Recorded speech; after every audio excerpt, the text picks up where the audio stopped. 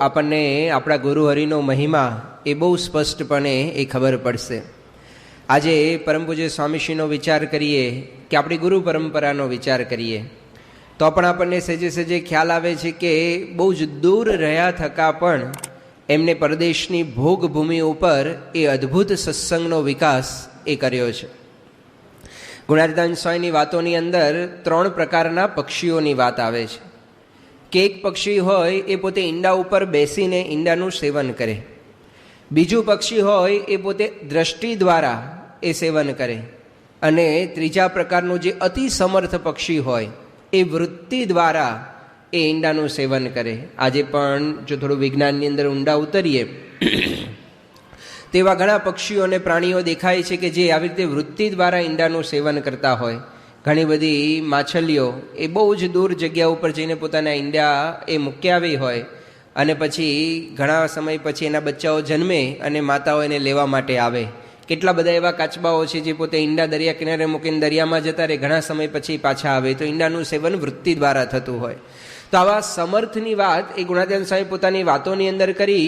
એને એ જ સામર્થ્ય એ આપણને અત્યારે ગુરુ પરંપરાની અંદર દેખાય. જ્યારે આપણે આફ્રિકાના સત્સંગનો ઇતિહાસ થોડો જાણીએ ત્યારે શરૂઆતની અંદર તમને વાત કરીશ કે આફ્રિકા અને ભારતના સંબંધો એ કેટલા વર્ષો જૂના છે. સાઉથ આફ્રિકાની અંદર એક પોલાબેરા નામનું સ્થાન આવેલું છે, ટાઉન આવેલું છે. ટાઉનની અંદર ઓપન તાંબાની ખાણો છે. ઓપન ખાણ એટલે ઓપન માઇન્સ કહેવામાં આવે. ઓપન માઇન્સ એટલે જેની અંદરથી તાંબુ ખોદવા માટે, આ તાંબુ શોધવા માટે નીચે ન જવું પડે, ઉપરથી જ તાંબુ મળતું જાય. તો ત્યાંનો ઇતિહાસ એવું કહે છે કે આજથી 1000 વર્ષ પહેલાં ભારતીયો આફ્રિકાની ભૂમિ ઉપર આ તાંબુ શોધવા માટે આવ્યા અને અહીંયાથી તાંબુ શોધી કાઢ્યું. હવે ભારતનો પણ મહિમા સમજાય આપણને કે આપણા ભારતીયો કેટલા હોશિયાર હશે. હજારો કિલોમીટર દૂર કોઈક અજાણ્યા દેશની અંદર, અજાણ્યા ટાપુની અંદર, અજાણ્યા સ્થાનની અંદર કઈ જગ્યાએ તાંબુ રહેલું છે એ પણ એ લોકોને શોધી કાઢ્યું, ખબર પડી, અને ત્યાંથી એ તાંબુ કાઢનાર ભારતીયો હતા. આજની તારીખ સુધીની અંદર એ તાંબુ ત્યાંથી નીકળે છે. આપણે એક હરિભક્તની ત્યાં આગળ બહુ જ મોટી ફર્ટિલાઇઝરની ફેક્ટરી પણ છે. તો 1000 વર્ષથી આ ભારતીયો આફ્રિકા જતા હશે એ આપણને અત્યારે જૂનામાં જૂના પુરાવા એ મળે છે. સાથે સાથે આજથી લગભગ 400 વર્ષ પહેલાં પણ ભારતીયો એ ત્યાં આગળ બધા વેપાર અર્થે જતા, એના પુરાવાઓ પણ આપણને પ્રાપ્ત થાય છે. આ સાઉથ આફ્રિકાની વાત કરીએ, એવી જ રીતે ઈસ્ટ આફ્રિકાની અંદર ઝાંઝીબાર નામનો બહુ જ સુંદર ટાપુ આવેલો છે. અત્યંત સમૃદ્ધ આ ટાપુ છે. એની અંદર બધી જ પ્રકારની વનસ્પતિઓ ત્યાં આગળ ઉગે છે. બધા જ પ્રકારના મરી મસાલા, તેજાના એ બધા ત્યાં ઉગતા હોય છે. તો ભારતીયો આજથી 400-450 વર્ષ પૂર્વે ત્યાં આગળ વેપાર કરવા માટે જતા. ભારતમાં જે પણ કંઈ ઉત્પાદન થતું હોય એ બધું લઈને ત્યાં આગળ જાય અને ત્યાંના જે હાથીદાંત છે, ત્યાંના જે આ મરી મસાલા, તેજાના છે, એ બધાનો વેપાર ત્યાંથી લઈને અહીંયા આગળ પણ આવે. તો ઝાંઝીબાર વેપારનું બહુ જ મોટું મથક હતું. અને આપણા ઘણા બધા ગુજરાતીઓ, ખાસ કરીને કચ્છી ભાટિયાઓ અને સાથે સાથે ભારતના અન્ય બંદરોમાંથી પણ લોકો ત્યાં આગળ વેપાર અર્થે જતા. ઇતિહાસની અંદર જો આપણે થોડું ઘણું જાણતા હોય તો આપણને ખ્યાલ છે કે ભારતનો રસ્તો શોધનાર એ વાસ્કો ડી ગામા, જે પોતે પોર્ચુગીઝ હતો અને પોર્ચુગલથી નીકળી અને પોતે ભારત આવેલો. એ ભારત આવવા માટેનો રસ્તો બતાવનાર એ આપણો ભારતીય હતો. ભારતનો જ કચ્છમાંના રહેવાસી કચ્છી ભાટિયા એ પોતે ત્યાં આગળ વેપાર અર્થે ઝાંઝીબાર ગયા હશે અને ત્યાં આગળ એને આ વાસ્કો ડી ગામા ઝાંઝીબાર પહોંચ્યા અને ઝાંઝીબારની અંદર પૂછ્યું કે ભાઈ અહીંયા ભારત મારે જવું છે, કેવી રીતે જવું, કોઈને ખબર છે? એ કે કોઈને શું ખબર છે, અહીંયા ભારતીયો નિયમિત આવે છે ને અત્યારે એક વેપારી આવેલો જ છે કે કોણ છે એમ કરીને પરિચય કરાયો. એનું નામ કેસર કે ચંદન એવું કહે છે, કેસરભાઈ કે વસંતભાઈ એવું કંઈક નામ છે કચ્છી ભાટિયાનું. એને મળાયું અને એને કીધું કે મારે ભારત આવવું છે. તો કે ઓહો, એમાં હું તું મૂંઝાય છે કે અમે તો કાયમ આવીએ જઈએ છીએ ભારતથી અહીંયા આગળ ને અહીંયાથી ભારત. તારે આવ્યું હોય તો હાલ મારી વાહે વાહે હાલ્યો આવો કે નહીં, આપણે કહીએ કાઠિયાવાડમાં હાલ મારી પાછળ આવી જા કે તને ખબર પડી જશે ભારત કઈ બાજુ આવ્યું. વાસ્કો દી ગામાએ ભારત જોયું નહોતું. આ એના જહાજ પાસે ગયો. વાસ્કો દી ગામાની ડાયરીની અંદર આ બધી નોંધ મળે છે. વાસ્કો દી ગામાએ જ્યારે પોતે આનું વહાણ જોયું, 2 મિનિટ તો એ આભો બની ગયો કે હું યુરોપની અંદર રહું છું, યુરોપનું સારામાં સારું જહાજ લઈને અહીંયા આગળ આવ્યો છું, પરંતુ એ જહાજ કરતાં 10 ગણું મોટું તો આનું જહાજ છે, આ ભારતીય વેપારીનું જહાજ છે. અને એટલો બધો એનું જહાજ જોઈને જે પ્રભાવિત થઈ ગયો કે આ ભારતીયો જહાજ વિદ્યાની અંદર પણ કેટલા બધા હોશિયાર હશે, એની એને એક છાપ એના અંતરની અંદર એ ત્યારે પડી ગઈ અને પોતે ત્યાં આગળ પછી એની પાછળ એ સીધો પહેલાં માંડવી આવ્યો અને માંડવીથી પછી પોતે ત્યાં આગળ કનેક્ટિકટ બંદરે ત્યાં આગળ ગયો અને પછી તો આપણે બધો ઇતિહાસ જાણીએ છીએ. પણ આ રીતે ભારત અને આફ્રિકાના વેપારી સંબંધો અનેક વર્ષોથી એ રહ્યા હતા. ભારતની અંદરથી લોકો ત્યાં આગળ જાય, વેપાર કરીને 1-2 મહિના રહીને પાછા આવી જાય. આ પરિસ્થિતિ બહુધા હતી. ભારતીયોનો વસવાટ લગભગ આફ્રિકાની અંદર આજથી 400 વર્ષ પહેલાં જ એ શરૂ થઈ ગયો હતો. ઝાંઝીબાર વારે વેપાર અર્થે જતા હોય અને સિઝન હોય એની, અમુક સિઝનની અંદર જઈ શકે, અમુક સિઝનમાં પાછા આવી શકે, એટલે ઘણું બધું રોકાણ ત્યાં આગળ થતું. ભગવાન સ્વામિનારાયણના સમયની અંદર પણ આપણને એવા ઉલ્લેખો મળે છે કે આપણા હરિભક્તો એ લોકોએ આફ્રિકાની અંદર વસવાટ આજથી 250 વર્ષ પહેલાં જ ત્યાં આગળ શરૂ કરી દીધો હશે. આપણા આદર્શ ભક્ત ગાથા કરીને પુસ્તક છે, એની અંદર એક લક્ષ્મીચંદ શેઠ વણિકની વાત આવે છે. આ લક્ષ્મીચંદ શેઠ વણિક એ પોતે દીવ બંદરના રહેવાસી હતા અને દીવ બંદરની અંદર ઘોઘંબા કરીને ગામ છે, ઘોઘલા કરીને ગામ છે, ઘોઘલા. અને આપણા સંતો પણ ત્યાં આગળ વિચરણ કરવા માટે જાય છે, 1-2 હરિભક્તો પણ ત્યાં આગળ અત્યારે રહે છે. આ ઘોઘલાના એ લક્ષ્મીચંદ શેઠ એ પોતે પોતાના પાદરમાંથી પસાર થતા હશે અને વ્રજાનંદ સ્વામી આદિક સંતો, બારીક સંતોનું મંડળ આ દીવની અંદર ઘોઘલા ગામની અંદર સત્સંગ પ્રચાર અર્થે ગયેલું અને ત્યાં આગળ સંતોને સમય થયો એટલે માનસી પૂજા કરતા હતા. હવે શેઠ ત્યાંથી પસાર થયા અને એકદમ શેઠને અલગ અલગ પુષ્પની, અલગ અલગ મીઠાઈની સુગંધ આવી. શેઠને નવાઈ લાગી કે આ પ્રકારના પુષ્પો તો કોઈ દિવસ આ બંદર ઉપર થતા નથી, અહીંયા આગળ મેં કોઈ દિવસ આ સુગંધ જોઈ નથી, તો આ પુષ્પ કોણ લઈને આવ્યું છે? અને ત્યાં આગળ આજુબાજુ આંટો મારે, સુગંધ આવે પરંતુ એ કશું દેખાય નહીં. બહુ નવાઈ લાગી કે આ સંતો બધા ધ્યાન કરવા માટે બેઠા છે, માનસી કરી રહ્યા છે અને આ સુગંધ ક્યાંથી આવે છે? થોડી વાર ઊભા રહ્યા, રાહ જોઈ અને પછી જેવા સંતો માનસીમાંથી જાગ્યા, સુગંધ અદૃશ્ય થઈ ગઈ, સુગંધ જતી રહી. બહુ નવાઈ લાગી. એમને થયું કે આ સુગંધ એકદમ આવતી હતી ને આ સંતો માનસી બંધ કરી જાગ્યા અને સુગંધ કેમ જતી રહી? સંતોને પૂછ્યું કે તમે જ્યારે ધ્યાન કરતા હતા ત્યારે મને આવા પુષ્પની આવી સુગંધ આવતી હતી.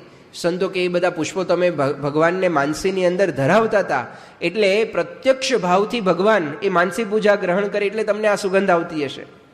શેઠને ખૂબ ગુણ આવ્યો સંતોનો કે વાહ, કેટલું અદ્ભુત સંતો આ માનસી કરે છે, ધ્યાન કરે છે કે સંતો માનસીની અંદર ભગવાનને ધરાવે છે અને તેમ છતાં પણ ભગવાન જેને પ્રત્યક્ષ ગ્રહણ કરતા હોય ભાવથી ગ્રહણ કરે છે અને બીજાને એની પ્રતીતિ આવે છે.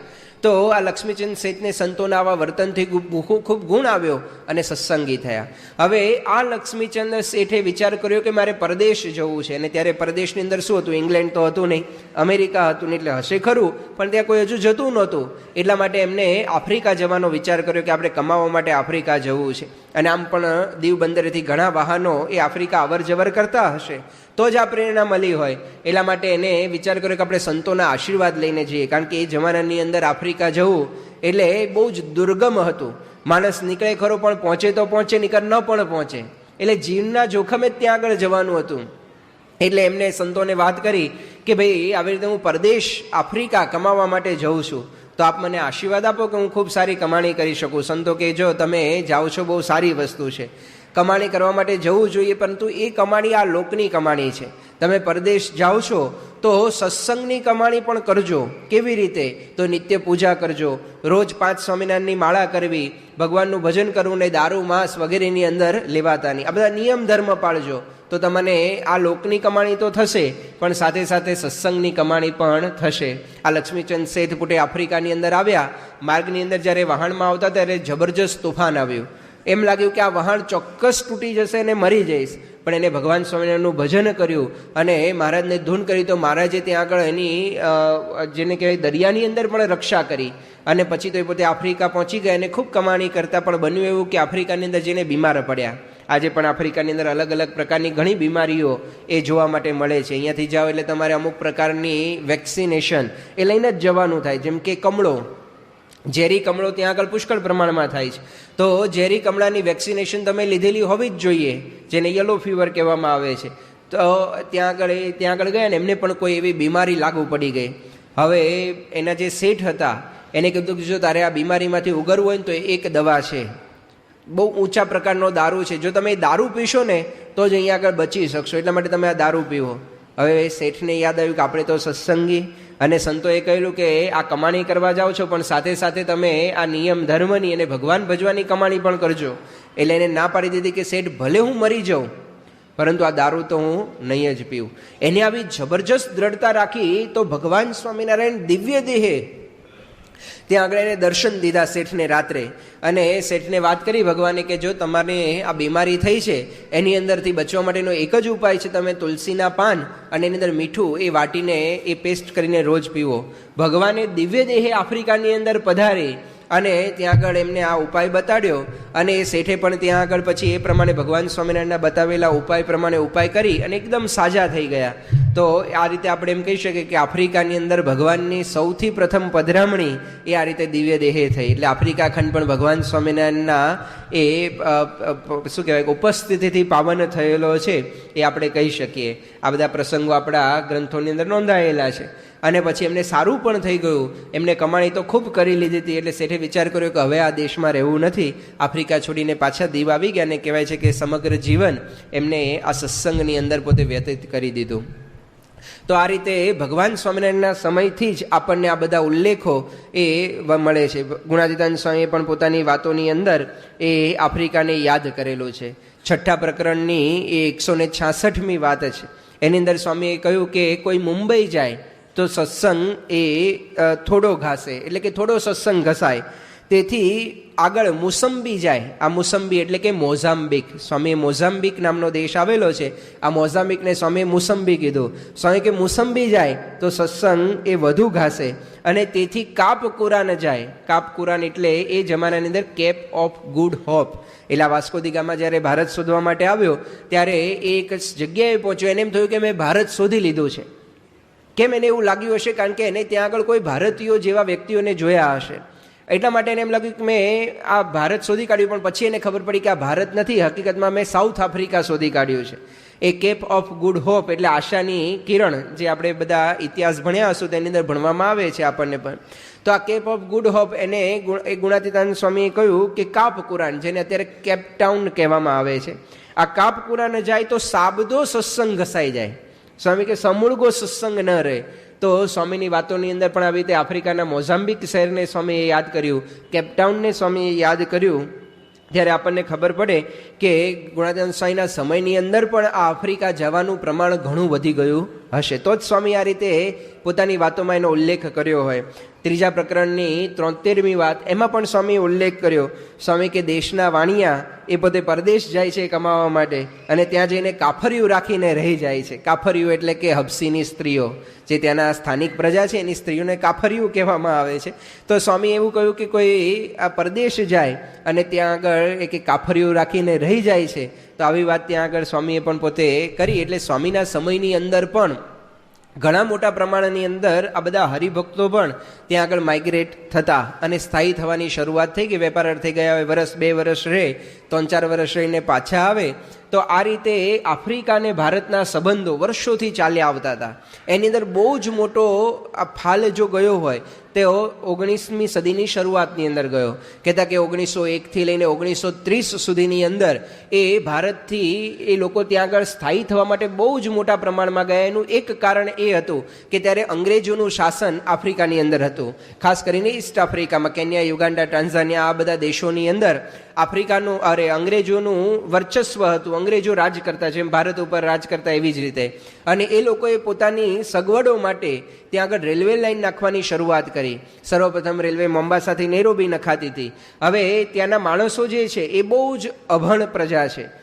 ત્યારે પણ અભણ પ્રજા હતી, બહુ જ પ્રછાત આદિવાસી પ્રજા જેવી ત્યાંની સ્થાનિક પ્રજા હતી. હવે અંગ્રેજોને એ લોકો સાથે કામ કરવું બહુ ફાવે નહીં, કારણ કે એ લોકોને પહેરવા ઓઢવાનું પણ ઠેકાણું નહીં. અને અંગ્રેજોને તો બધું આમ પોતું એટિકેટ ને વ્યવસ્થિત બધું જોઈએ. એના માટે કોણ એ બધી લમણાજીક કરે આ બધી સ્થાનિક પ્રજા સાથે? તો કોઈક સુપરવાઇઝર, કોઈ મેનેજરોની જરૂર પડે કે જેને સૂચના આપી દે પછી એ પ્રમાણે બધું કામ લે. તો એના માટે કોઈ અંગ્રેજી સારું જાણતા હોય, કોઈ વ્યવસ્થિત માણસોની જરૂર પડે. એટલા માટે એમને વિચાર કર્યો કે આપણે ભારતથી લોકોને બોલાવીએ, કારણ કે ભારત ઉપર પણ એમનું રાજ હતું. અને ભારતની અંદર અંગ્રેજો ઘણા વર્ષોથી એ પોતે રહેતા હતા. એટલા માટે ઘણા બધાને અંગ્રેજી પણ થોડું ઘણું ફાવવા માંડ્યું હતું. થેન્ક યુ, સોરી ને આ તે બધું આવડવા માંડે. પેલું નહીં કે સાથે રહે તો ગુણ તો આવી જાય. ઘોડો પેલું ગધેડાની સાથે રહે તો ગુણ તો આવી જાય, એમ યુરોપિયનોના ગુણ પણ ભારતીયોની અંદર આવવા માંડ્યા હતા. અને ખાસ કરીને ચરોતરની અંદર, કારણ કે ખેડા બહુ જ મોટો અંગ્રેજોનો કેમ્પ, એટલે ખેડાની આજુબાજુના પ્રદેશોની અંદર આ બધા જે યુવાન વર્ગ હતો એની અંદર અંગ્રેજોનું ઘણું સારું પ્રભુત્વ હતું અને વર્ચસ્વ એ લોકોનું. એટલા માટે ચરોતરમાંથી ઘણા બધા યુવકો એ ત્યાં આગળ આ રેલવે લાઇનના કામકાજ માટે ગયા. અને જ્યાં જ્યાં વસે ગુજરાતી ત્યાં સદાકાળ ગુજરાત.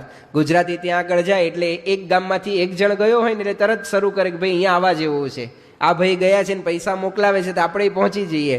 એમ કરીને ચરોતરમાંથી બહુ જ બધા પટેલિયાઓ એ આ રેલવેની અંદર નોકરી કરવા માટે ગયા. ત્યારે એ જમાનાની અંદર ને આજની તારીખ સુધીમાં એટલે કે 1962 સુધીની અંદર એ રેલવે પટેલ રેલવે તરીકે જ ઓળખાતી. કે આ રેલવે કઈ તો કે પટેલ રેલવે, કારણ કે બધા પટેલિયાઓએ જે રેલવેનું કન્સ્ટ્રક્શન કર્યું અને બધું કામ કર્યું. વર્ષો સુધી આ રેલવેનું કામ ચાલ્યું. હવે આની અંદર હવે આપણે ધીરે ધીરે સાંપ્રદાયિક આપણા ઇતિહાસમાં આવવા માંડીએ કે કેવી રીતે આપણો BAPS સત્સંગ આફ્રિકાની અંદર ગયો. હવે 1926ની સાલમાં 1926માં ગાના ગામના હરમાનભાઈ પટેલ એ પણ પોતે રેલવેની અંદર નોકરી કરવા માટે ગયા. ત્યાં આગળ ગયા અને ત્યાં આગળ બધી સત્સંગી જ હતા. અહીંયા આગળ પુરુષોત્તમ સ્વામી થકી એમને સત્સંગ થયો હતો, શાસ્ત્રી મહારાજ વખતના સંત પુરુષોત્તમ ચરણદાસ સ્વામી. એટલે એ પોતે બોચાસણમાં રહેતા અને આ ગાનાથી બોચાસણ સમાગમ કરવા માટે જાય એટલે સત્સંગ દ્રઢ થયો. તિલક ચાંદલો કંઠી પૂજા કરી અને પોતે હરમાનભાઈ કાયમ પોતાનું જીવન વ્યતીત કરતા અને પોતે આફ્રિકાની અંદર ગયા. એટલે સર્વપ્રથમ આપણા BAPSના હરિભક્ત જો કોઈ પણ ગયા હોય તો હરમાનભાઈ. એમના વિશેનો વિસ્તૃત લેખ તમે બધાએ સ્વામિનારાયણ પ્રકાશમાં વાંચ્યો હશે. આ વખતના જ સ્વામિનારાયણ પ્રકાશની અંદર ખૂબ વિસ્તારપૂર્વક એ એમના જીવન વિશે, એમની નિષ્ઠા વિશે એ બધું લખવામાં આવ્યું છે. અને આપણે બધા સત્સંગી છીએ એટલે આપણા ઘરે સ્વામિનારાયણ પ્રકાશ તો આવતું જ હશે, અને સત્સંગી છે એટલે આપણે પણ બધા સ્વામિનારાયણ પ્રકાશ વાંચતા જ હશો. એટલે તમને બધાને ખબર જ છે એવું માનીને હું બહુ વિસ્તારપૂર્વક હરમાનભાઈનું કહેતો નથી. ઘણા બધા હસવા માંડ્યા, કારણ કે પ્રકાશ ઘરે આવતું હોય પણ ખાલી ફોટા જોવા પૂરતું હોય. ઘણા તો સુરવીર એટલા બધા હોય ને કે પસ્તીમાં આખું પ્રકાશ થાય, પેલા પેકેટ સાથે જ ખોલ્યું જ ના હોય અંદર, એવાય ઘણા સુરવીરો હોય છે. પણ હરમાનભાઈ બહુ એવા જબરજસ્ત નિષ્ઠાવાળા હરિભક્ત હતા. 1926માં ત્યાં આગળ ગયા. પછી 1932ની અંદર એ પોતે ભારત પાછા આવ્યા. ભારત આવીને રાજપુરની અંદર, ત્યાં આગળ ઉત્તર ગુજરાતની અંદર આવેલું આ ગામ છે રાજપુર, એ રાજપુર ગામની અંદર એ શાસ્ત્રીજી મહારાજની પારાયણ હતી. અને પારાયણની અંદર એ પોતે હરમાનભાઈએ લાભ લીધો શાસ્ત્રીજી મહારાજનો અને બહુ રાજી થયા. કારણ કે લિખિતન શાસ્ત્રી યજ્ઞ પુરુષદાસમાં એમને આખું વર્ણન લખ્યું છે, એક પત્ર લખ્યો છે આફ્રિકાની અંદર. એમાં લખ્યું છે કે અત્યારે રાજપુરની અંદર કેટલી અદ્ભુત પારાયણ થાય, શું હરિભક્તોનો પરસ્પર મહિમા છે, શું હરિભક્તો એ બધું ધ્યાન રાખે છે, સરભરા કરે છે, સેવા કરે છે. આ બધી વાતો એમને પત્રમાં લખી અને ત્યાં આગળ એમને સંકલ્પ થયો કે હાલું હવે આફ્રિકા પાછું જવું નથી. કોણ એ ખંડની અંદર જાય? ત્યારે આફ્રિકા અંધાર ખંડ ગણાતો, કારણ કે બધું જ આમ આદિવાસીને આમ જંગલી પ્રજા જેવી પ્રજાઓ ત્યાં આગળ, કોઈ વિકાસ નહીં, કશું જ નહીં. એટલે અંધારખંડ તરીકે જ ઓળખાતો આફ્રિકા. તો ત્યાં આગળ કહ્યું કે હવે આ ખંડની અંદર મારે જવું નથી પાછું. અહીંયા આગળ આટલી દિવ્યતા, બધા હરિભક્તોના દર્શન થાય, બધા શાસ્ત્રીમાનના સમાગમનો લાભ મળે, અને ત્યાં આગળ જઈએ તો હાળું ક્યારે પાછું અવાય ને ક્યારે લાભ મળે, એટલે મને ઈચ્છા થતી નથી. અને શાસ્ત્રીજી મહારાજને વાત કરી કે સ્વામી મારી ઈચ્છા એમ છે કે હવે મારે આફ્રિકા જવું નથી, આવો સરસ દિવ્ય લાભ મૂકીને ક્યાં જવું? શાસ્ત્રીમાં જ કે હરમાનભાઈ ત્યાં આગળ જઈને તમારે સત્સંગનો ખૂબ વિકાસ કરવાનો છે. એને કહ્યું કે સ્વામી ત્યાંના માણસો કાળ મીંઢ પથ્થર જેવા છે, ત્યાંના લોકોને તો થાય જ નથી, પણ આપણા ભારતીયો ત્યાં જઈને એના જેવા જ થઈ જાય છે. જે સ્વામીની વાતોમાં આપણે કહ્યું ને કે સાવ સત્સંગ ઘસાઈ જાય, એટલે કોઈ સત્સંગી ગયો હોય ને તોય હાવ બિન સત્સંગી જેવો થઈ જાય ત્યાં આગળ જઈને. એટલે કે સ્વામી ત્યાં આગળ કોઈ રીતે સત્સંગ થાય એવો નથી. પુષ્કળ પૈસો અને રાજ કરવાનું, બધા નોકર ચાકરો એવા બધા મળે, ગોલાગોલીઓ કે તમારે આમ બધું તમારું કામ કરી દે, એટલે કોઈ રીતે સત્સંગ થાય એવા ચાન્સ ત્યાં આગળ નથી. ત્યારે શાસ્ત્રીજીમાં જે હરમાનભાઈને જબરજસ્ત બળ આપ્યું અને કહ્યું કે તમે આફ્રિકા જાઓ, કોશિશ કરજો, સત્સંગ વધશે. આ શાસ્ત્રીજી મહારાજે આશીર્વાદ આપ્યા. અને એ આશીર્વાદ લઈને હરમાનભાઈ 1930ની અંદર પાછા ગયા અને ખરેખર ત્યાં આગળ સત્સંગનો જાણે શાસ્ત્રીવાદનો પ્રવેશ એમની અંદર થયો હોય એવી રીતે એ સત્સંગની શરૂઆત ત્યાં આગળ થવા માંડી. ત્યાં આગળ કિબ્બેજી કરીને એક ટાઉન છે, ગામડું છે સાવ નાનું એવું, કિબ્બેજી કેન્યાની દેશની અંદર. અને ત્યાં આગળ રેલવે લાઇનનું કામ ચાલતું, કારણ કે રેલવેમાં કેવું હોય કે રેલવે જ્યાં જ્યાં નખાતી જાય એમ આગળ આગળ વધતું જવું પડે. કે તમે શહેરમાં રહેતા હો ને પછી જ્યાં રેલવેનું કામ ચાલતું હોય તો કે રોજ જોવા ન જઈ શકો, એટલે નાના નાના ગામડાઓ વસવા માંડ્યા જંગલોની અંદર. જંગલમાં જે આજુબાજુ આદિવાસી પ્રજા રહેતી હોય એને ભેગું કરીને મજૂરી કામ કરાવડાવે એની પાસે, અને કંઈ મજૂરી કામ આપે. અને આ હરમાનભાઈ ત્યાં આગળ રહેતા, રોજ સાંજે 5 વાગે કામ પૂરું થઈ જાય. સાંજે પછી બધા રમવા માટે ભેગા થાય, અને વોલીબોલ ત્યાંની મુખ્ય રમત છે, એટલે વોલીબોલ બધા રમે ઇન્ડિયનો. એમાં પારસી હોય, સરદારજીઓ હોય, ભારતીયો હોય, મુસલમાનો હોય, બધા ભેગા થઈને રમે. અને સાંજે 6-6:30નો સમય થાય એટલે બધા પોતપોતાના પ્રાર્થના સ્થાનોની અંદર જવા માંડે. કોઈ પોતે નમાઝ પડવા માટે જાય, પેલો પારસી હોય તો પોતે ત્યાં આગળ કંઈક એના અગ્નિનું પૂજન કરવા માટે જાય, મુસલમાન નમાઝ પડવા માટે, બધા પોતપોતાની રીતે જાય. પણ હિન્દુ મારાવાલા કાંઈ ન કરે. બ્રહ્મદાસન સાંઈ કે હિન્દુ બિઝી બહુ, ટાઈમ ન હોય એને. તે હિન્દુઓ બધા એક બેન સામું મોઢા જોવે કે હવે તો ગેમ રમાય નહીં, બધા જતા રહે, એટલે તો કે આપણે શું કરવું. હવે એની અંદર એક મગનભાઈ કરીને હરિભક્ત હતા. આ મગનભાઈ બધી વાતે પૂરા, ખાવા પીવાનું, હરવા ફરવાનું, બધી રીતે. હવે એમને શાસ્ત્રીમાનની દયાથી ખબર નહીં શું થયું કે એકદમ જ આમ ચમકારો થયો હૃદયમાં કે બધા પ્રાર્થના કરે છે, આપણે જ નહીં કરવાની. હરમાનભાઈ રાત જોતા હતા કે આ તક ક્યાં મળે, કે હાલો મારા ઘરે, કે મારા ઘરે સરસ મંદિર છે. હવે જ્યારે હરમાનભાઈ પાછા આવે ત્યારે શાસ્ત્રીજી મહારાજે પૂજાની મૂર્તિઓ, આપણે પૂજામાં જેમ અક્ષર પુરુષોત્તમ રાખીએ એવી પૂજાની બેઠી મૂર્તિઓ એ શાસ્ત્રીજી મહારાજે હરમાનભાઈને આપેલી, અને કહ્યું આ તમારી સાથે લેતા જજો. એટલે પહેલાંના જમાનામાં લોખંડની પેટીઓ આવતી, હજુ ગામડાઓમાં ઘણા બધાના ઘરે જોવા માટે મળે છે, મોટી જબરજસ્ત સંદૂક જેવી પેટી લોખંડની. એ પેટીની અંદર આમ ઊભી કરે પેલું ઉપરનું ઢાંકણું, તો એમાં એને 5 મૂર્તિઓ એક સરખી લગાડેલી, એ એમના માટે મંદિર. એટલે ત્યાં આગળ ઘરે લઈ ગયા, પેટી ખોલી, મૂર્તિઓના દર્શન કરાયા, અને પછી ત્યાં આગળ વચનામૃત એમની પાસે હતું, એ વચનામૃત ગ્રંથ એ વાંચે. મગનભાઈને જબરજસ્ત રસ પડવા માંડ્યો, કારણ કે પૂર્વના એવા મુમુક્ષુ હશે અને એમના પૂર્વના સંસ્કારો ઉદય થયા. જબરજસ્ત નિષ્ઠાવાળો સત્સંગ આ મગનભાઈને થઈ ગયો. અને પછી તો મગનભાઈએ જે સત્સંગનો જુવાળ ત્યાં આગળ લગાડ્યો, હમણાં જ પ્રવક્તાએ વાત કરી કે કોઈ પણ વ્યક્તિ એ એમની પાસે પેલું સ્ટેશન માસ્તર હતા, એટલે કન્ટેનર છોડાવવા માટે આવે તો કે કાયદેસર 3 દિવસે છૂટે, અને આજને આજ જોઈતો હોય તો 2 કલાક કથા સાંભળ તો કન્ટેનર આજ છૂટશે. પેલો વિચાર કરે કે 3 દિવસે મળે, ને કદાચ હાલને 2 કલાક કથા સાંભળી લઈએ, કન્ટેનર તો માલ તો મળી જાય આપણને આપણો. એટલે માલ છોડાવવા માટે આવે ને કથા વાર્તા કરે, એમ કરીને શાસ્ત્રીમાનનો મહિમા. હજુ તો મગનભાઈએ શાસ્ત્રીમાનના દર્શન નહોતા કર્યા, ખાલી વચનામૃતના આધારે શાસ્ત્રીમાનનો મહિમા સાંભળી અને મગનભાઈને જબરજસ્ત એવો આ સત્સંગનો રંગ લાગ્યો. અને જબરજસ્ત સત્સંગનો જુવાળ એ ત્યાં આગળ આફ્રિકાની ભૂમિ ઉપર શરૂ થઈ ગયો. 1935ની અંદર તો અધિવેશનો થવા માંડ્યા. અને અધિવેશનો એટલે શું, આજુબાજુના ગામડાઓની અંદર જે જગ્યાએ ભારતીયો રહેતા હોય બધા ભેગા થાય, સત્સંગની કથા વાર્તા થાય. મગનભાઈ શિબિરો ત્યાં આગળ કરે, છોકરાઓ બધા મુખપાઠ કરે વચનામૃતના ને વગેરે. નિર્ગુણ સ્વામી અહીંયાથી પત્ર લખતા. નિર્ગુણ સ્વામીએ પણ બહુ મોટા મોટા દળદાર પુસ્તક સાઇઝના પત્રો લખીને આફ્રિકાના સત્સંગને પોષણ આપ્યું. ત્યાં આગળ લિખિતન શાસ્ત્રી યજ્ઞ પુરુષદાસમાં નિર્ગુણ સ્વામીનો એક પત્ર છપાયો છે. એ પત્ર છાપકામ જે થયું છે, એ છાપકામની અંદર જ એ લઈને તો 40 પાના છે. હવે છાપેલા 40 પાના હોય એટલે આપણે સમજી શકીએ કે લખવું હોય તો કેટલા પાના લખ્યા હોય. 100 પાનાના પત્રો નિર્ગુણ સ્વામી લખતા આફ્રિકા મંડળ ઉપર. અને પછી એ હરિભક્તો એટલા બધા બળ્યા કે એક જ પત્ર આવ્યો હોય નિર્ગુણ સ્વામીનો, એટલે એની કોપી કરે, કાગળ પેન લખે, અને બધા કોપી કરીને પાછા જે તે સ્ટેશને મોકલે. ધારો કે કોઈ નકુરું રહેતું હોય, કોઈ એલ્ડોરેટ રહેતું હોય, કોઈ કિસુમું રહેતું હોય, તો 100 પાનાની કોપી કરી. એ વખતે કંઈ ઝેરોક્સ મશીનો હતા નહીં, સાયક્લો સ્ટાઇલ હતી નહીં, હાથથી જ લખવું પડે કોપી કરીને. તો કોપીઓ કરીને હરિભક્તો આવી રીતે મોકલે. તો નિર્ગુણ સ્વામીને તો ખરેખર ધન્યવાદ દેવો જોઈએ કે 100 પાનાના પત્રો લખે. આપણે તો પેલો SMS કરવો હોય ને ખાલી મોબાઈલની અંદર જવાબ આપવા માટે, એ વધારે લાંબો લાગે છે. હવે તો જય સ્વામિનારાયણ લાંબુ લાગે લખવું, એટલે JSN લખી નાખે ટૂંકમાં. તો આવો જમાનો થઈ ગયો છે. ત્યાં નિર્ગુણ સ્વામી 100 પાનાના પત્રો લખે અને આવી રીતે આફ્રિકા મોકલીને. આવો એક પત્ર નહીં, આવા તો સેંકડો પત્રો એ નિર્ગુણ સ્વામીએ લખ્યા છે. એવું કહે છે 21 મણ પત્રો થાય. જો શાસ્ત્રીમાં આ નિર્ગુણ સ્વામીના પત્રો એ જોખવામાં આવે તો 21 મણ પત્રો, એટલા વજનના એ નિર્ગુણ સ્વામીએ લખ્યા. ને ત્યાં આગળ સત્સંગનો જબરજસ્ત જુવાળ એ ત્યાં આગળ થયો. હવે એ જમાનાની અંદર કોઈ સગવડ નહીં, કોઈ સુવિધા નહીં, કોઈ સાધનો નહીં, તેમ છતાં પણ હરિભક્તો ક્યારેક તો ચાલતા 20-20 કિલોમીટર ચાલતા જઈને પણ સભા ભરવા માટે માટે જાય. અધિવેશનો કરવાના હોય તો કંપાલાની અંદર અધિવેશન હોય તો નૈરોબીથી કંપાલા જવું હોય તો 2.5 દિવસ લાગે ટ્રેનની અંદર. 2.5 દિવસ સુધી મુસાફરી કરવાની, હવે ક્યાંક નાહવાનું, ટ્રેન ઊભી રહે ત્યાં પૂજા કરવાની, બીજું ત્રીજું. તેમ છતાં પણ આ બધા હરિભક્તોએ ત્યાં આગળ સત્સંગનો એવો જબરજસ્ત જુવાળ એ શરૂ કરી દીધો.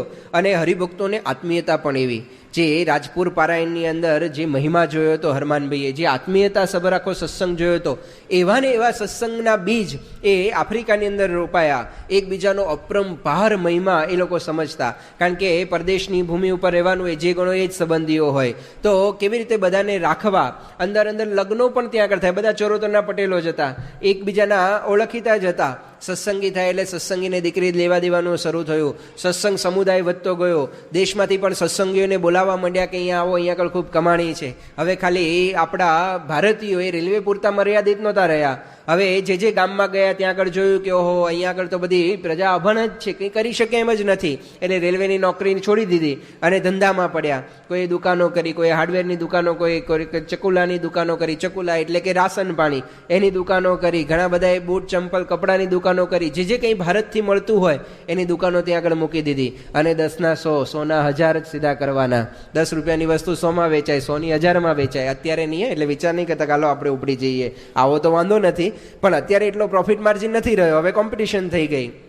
પણ એ જમાનાની અંદર તો બધા દુકાનોમાં આવી ગયા. ઘણા બધા શિક્ષક તરીકે આવ્યા, કારણ કે અંગ્રેજોએ સ્કૂલો સ્થાપી, તો ઘણા બધા ભારતીયો ભણેલા ગણેલા હોય એટલે ત્યાં આગળ શિક્ષક તરીકે આવ્યા. વર્ષો સુધી 1970-72 સુધી એ ઘણા બધા એ શિક્ષક તરીકે હતા. પછી હવે બધા વેપારીઓ થઈ ગયા બધા ત્યાં આગળ, કે શિક્ષક કરતાં વેપારમાં વધારે ફાયદો છે. અને અમે ગુજરાતી હાડે વેપારી, ગમે તે નોકરી કરતો હોય પણ વિચાર કરે ધંધો કેમ ન કરવો, ક્યાંથી પૈસા વધારે મળે, એને પૈસામાં જ વધારે રસ હોય. તો આ રીતે બહુ જ મોટો સમુદાય આપણો થતો ગયો.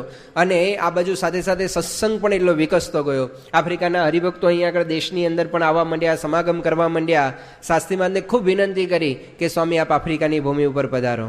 શાસ્ત્રીજી મહારાજ કે ના, અમારે આફ્રિકા આવવું નથી. જો વૃત્તિ દ્વારા સત્સંગ સેવાનો, શાસ્ત્રીજી મહારાજ તો આવ્યા જ નથી હજુ આફ્રિકાની અંદર. તેમ છતાં પણ બધા હરિભક્તોએ બહુ આગ્રહ કર્યો કે સ્વામી એક વખત આપ આફ્રિકાની અંદર પધારો. સ્વામી કે ના, અમે આફ્રિકા આવવું ને, અમારે દરિયો ઓળંગવો નથી, અમારે આફ્રિકા આવવું નથી, બસ તમે બધા સત્સંગ કરો છો બરાબર છે. અને ખરેખર ત્યાં આગળ સમાધિ પ્રકરણ પણ શરૂ થયું. મગનભાઈને સમાધિ થતી, મગનભાઈ થકી ઘણા બધાને સમાધિ થતી. હવે આ બધો શાસ્ત્રીમાનનો પ્રતાપ, શાસ્ત્રીમાં જે આશીર્વાદ આપે ને ત્યાં આગળ આ બધી સમાધિઓ આફ્રિકાની અંદર પણ થવા માંડી. તો એવા પણ ઘણા બધા પ્રસંગો શાસ્ત્રીમાનના સમયની અંદર પણ એ થતા ગયા. સત્સંગની ભર જુવાની એ આપણને લાગે. અત્યારે આપણે દેશની અંદર જે ડાબરા ઉત્સવ કરીએ છીએ ને, ડાબરા ઉત્સવ કરીએ, બારે જઈએ, બધા ભેગા થઈએ, એ આખો ડાબરા ઉત્સવનો કોન્સેપ્ટ આફ્રિકાથી આવેલો છે. એટલે આમ વિચાર કરો કે કેટલો સત્સંગ આગળ વધ્યો હશે કે આવા બધા ઉત્સવો કરવા, સંમેલનો કરવા, સમૈયા કરવા, ડાબરા ઉત્સવો કરવા, અધિવેશનો કરવા. અધિવેશન સૌથી પહેલું સંપ્રદાયની અંદર જો ક્યાંય પણ થયું હોય તો એ આફ્રિકાની ભૂમિ ઉપર થયું. આફ્રિકાથી એક્સપોર્ટ થઈને ઇમ્પોર્ટ થઈને અહીંયા આગળ પછી આવી ગયું, ઇમ્પોર્ટ થયું સત્સંગની અંદર કોન્સેપ્ટો બધા ત્યાંથી. તો એ પણ બધા હરિભક્તો આવી રીતે ખૂબ સત્સંગની અંદર એ આગળ વધતા રહ્યા.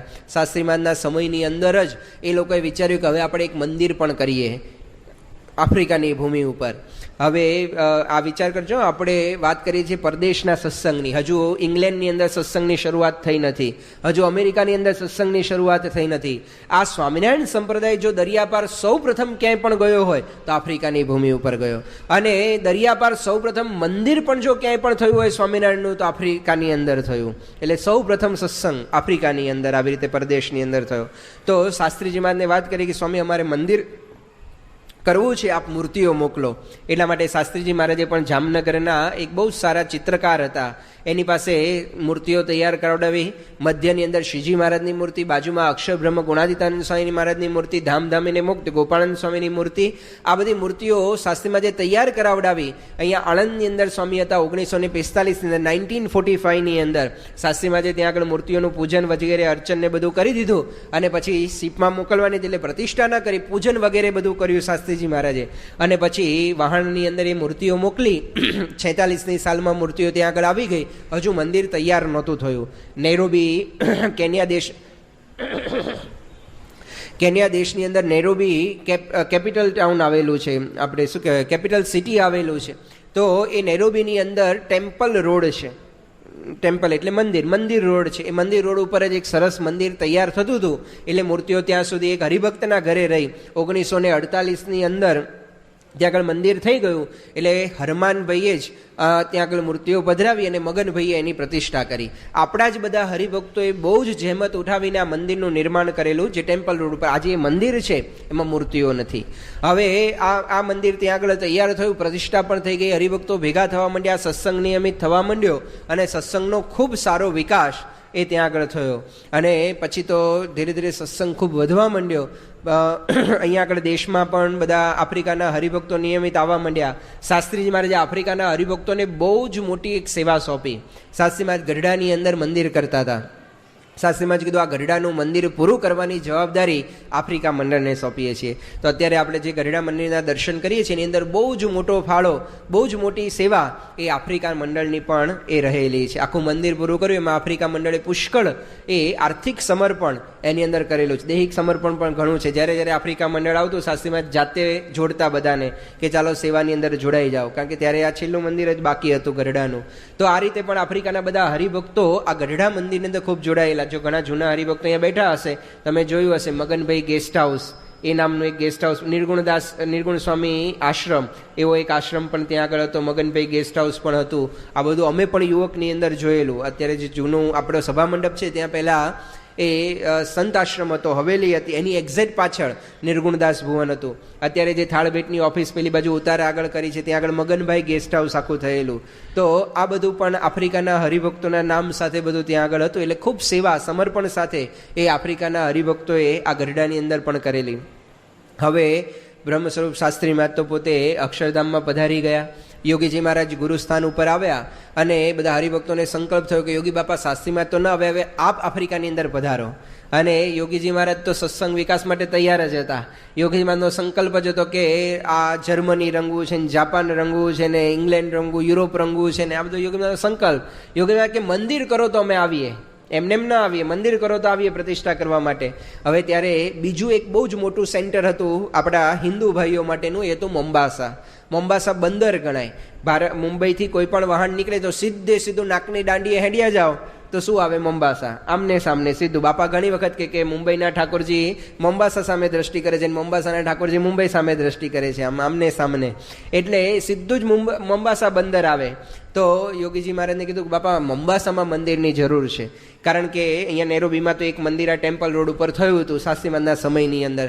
એની અંદર બધા આવતા, કચ્છી ભાઈઓ પણ આવતા, બીજા અમદાવાદ દેશના હોય, વરતાલ દેશના હોય, આ બધા સત્સંગીઓ પણ આવે, કારણ કે બીજું કોઈ સ્થાન નહીં ભગવાન ભજવાનું, આ એક જ સ્થાન. એટલે આ મંદિરની અંદર બધા જ આવે, અખિલ સ્વામિનારાયણ વાળા બધા જ. અને ત્યાં આગળ બધા સભા અને ભગવાન ભજતા. એટલે કીધું કે મોમ્બાસાની અંદર કોઈ મંદિર નથી તો મોમ્બાસાની અંદર મંદિર કરીએ. હવે ત્યારે આપણી સંસ્થા રજીસ્ટર થઈ ગઈ હતી. પેલું મંદિર થયું ત્યારે સંસ્થા રજીસ્ટર નહોતી, એટલા માટે એ મંદિર આપણું ગણાયું નહીં. ભલે આપણે જ બાંધ્યું, આપણે જ પ્રતિષ્ઠા કરી મગનભાઈ હરમાનભાઈએ, પણ સંસ્થાનું ન ગણી શકાય, કારણ કે એની અંદર બધા આવતા, કચ્છીઓ અને મેં જેમ વાત કરી એમ બધા અલગ અલગ ફિરકાઓના એ ત્યાં આગળ આવતા. પણ પછી મોમ્બાસાની અંદર મંદિર કરવાનું હતું ત્યારે આપણી સંસ્થા રજીસ્ટર થઈ ગઈ હતી. એટલે સંસ્થાએ જ જમીન ખરીદી મોમ્બાસાની અંદર.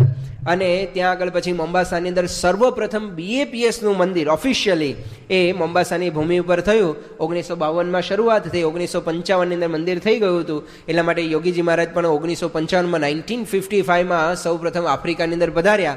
અખિલ સ્વામિનારાયણ સંપ્રદાયની અંદર આવી રીતે મંદિરની પ્રતિષ્ઠા કરવા માટે જો કોઈ પણ સંત પરદેશમાં ગયા હોય તો યોગીજી મહારાજ હતા.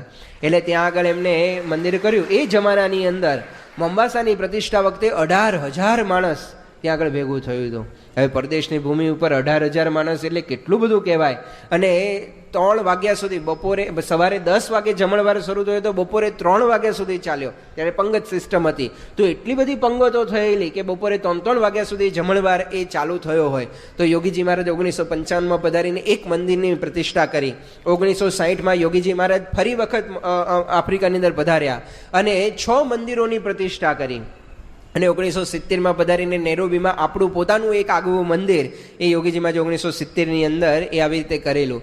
તો યોગીજી મહારાજ 3 વખત આફ્રિકાની ભૂમિ ઉપર પધાર્યા અને ત્યારબાદ પરમ પૂજ્ય પ્રમુખ સ્વામી મહારાજ ગાદી સ્થાન ઉપર આવ્યા પછી એ 14 વખત આફ્રિકાની ભૂમિ ઉપર એ પોતે પધાર્યા. ટોટલ અત્યાર સુધીમાં 1960થી ગણી 1960માં બાપા 1970માં યોગીજી મહારાજની સાથે હતા, 60 ને 70માં એ 2 ગણીને પછી 12 વખત 1970 ગુરુપદ ઉપર આવ્યા પછી અત્યાર સુધીમાં. તો સ્વામી આટલી જ વખત પધાર્યા છે. હવે આમ જોવા જઈએ તો 14 વખતમાં શું થાય, પણ તેમ છતાં પણ આજે સ્વામીએ જે સત્સંગનો જુવાળ ફેલાવ્યો છે, જે સત્સંગની વૃદ્ધિ ત્યાં આગળ આફ્રિકાની ભૂમિ ઉપર કરી છે, જે નિષ્ઠાવાન, સમર્પિત, સમજણવાળા, સત્સંગના ઈસકવાળા, મહિમાવાળા, આત્મીયતાવાળા, નિષ્ઠાવાળા જે હરિભક્તો તૈયાર કર્યા છે, એ જોઈને આપણને સ્વામીનો મહિમા સમજાય. એમ થાય કે ખરેખર સ્વામીએ આ શું હરિભક્તોને તૈયાર કર્યા હશે. થોડોક તમને આફ્રિકાની જિયોગ્રાફીનો પણ ખ્યાલ આપતો જઈશ અને સાથે સાથે કેવી રીતે સંતો ક્યાં ક્યાં વિચરણ કરે છે, એ દેશની શું પરિસ્થિતિ છે એ પણ કહેતો જઈશ, જેથી કરીને તમને એનો પણ ખ્યાલ આવે. ત્યાં આગળ આફ્રિકા ખંડ છે, જેવી રીતે એશિયા ખંડ કહેવાય. એશિયા ખંડની અંદર ભારત દેશ છે, નેપાળ દેશ છે, પાકિસ્તાન દેશ છે, બાંગ્લાદેશ દેશ છે, શ્રીલંકા દેશ છે, ચીન છે, આ બધા એશિયા ખંડમાં આવેલા દેશો છે. એવી જ રીતે આફ્રિકા ખંડ છે. ઘણાને એમ લાગે કે સ્વામી આફ્રિકા દેશમાં તમે કયા શહેરમાં રહો છો? એટલે આફ્રિકા દેશ નથી, ખંડ છે. જેમ અલગ અલગ ખંડ છે બધા 7, એવી રીતે આફ્રિકા ખંડ છે. એની અંદર અનેક દેશો આવેલા છે. સમગ્ર આફ્રિકાની ભૂમિ ઉપર ટોટલ 52 દેશો આવેલા છે, નાના મોટા મળીને 52 દેશો, 52 કન્ટ્રીઝ એ અલગ અલગ આવેલા છે. એમાંથી તમે આમ જિયોગ્રાફિકલી જુઓ એટલે આફ્રિકાને 50-50% વહેંચવામાં આવે તો 50%ની અંદર એ 20 દેશો આવેલા છે અને બાકીના 50% ભાગની અંદર 32 દેશો આવેલા છે. એ બધા નાના નાના છે. કોક તો સાવ આમ જેને કહેવાય કે આપણે અમદાવાદ શહેર જેટલો દેશ હોય, ઘણા એ સૌરાષ્ટ્રને ભેગું કરો એટલો દેશ હોય, ઘણા ગુજરાતને ભેગા કરો એટલા દેશ હોય. તો આ પ્રકારના બધા દેશો છે. તો એવી રીતે જે બીજો 50% ભાગ આપણે કીધો, જ્યાં આગળ 20 દેશો આવેલા છે, આ મુખ્ય દેશો ગણાય છે આફ્રિકાના, બીજા નાના નાના દેશોને છોડીને. તો આ બધા જ મુખ્ય દેશોમાંથી, આ 20 મુખ્ય દેશોમાંથી 13 દેશોની અંદર આપણો BAPSનો સત્સંગ નિયમિતપણે અત્યારે ચાલે છે. અને 13 દેશોમાંથી એ 12 દેશોની અંદર તો BAPSના મંદિરો થઈ ગયા છે. અને ત્યાં આગળ આપણો સત્સંગ આમ એકદમ સરસ જમાવટ ભરેલો છે. એમાં સૌ પ્રથમ કેન્યા દેશ આવે. કેન્યા દેશ એટલે વર્ષોથી ભારતીયો ત્યાં આગળ સૌથી પહેલાં ગયા હોય તો કેન્યામાં મોમ્બાસા, નૈરોબી આ બધું કેન્યા દેશની અંદર આવેલું છે. એની બાજુમાં યુગાન્ડા દેશ આવેલો છે, જેમાં કંપાલા શહેર મુખ્ય આવેલું છે.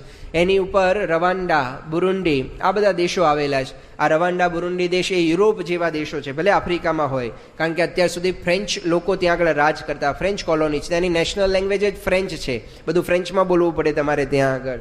તો ત્યાં આગળ બધું જ ફ્રેન્ચની અંદર ચાલે. સાથે સાથે સાઉથ સુદાન હમણાં 3-4 વર્ષ પહેલાં જ છૂટો પડેલો દેશ છે સાઉથ સુદાન, અને બહુ જ સમૃદ્ધ છે. એના રેન્ડ ચાલે ત્યાં આગળ, એટલે પાઉન્ડ ચાલે ત્યાં આગળ, પાઉન્ડ કહે છે સાઉથ સુદાન પાઉન્ડ.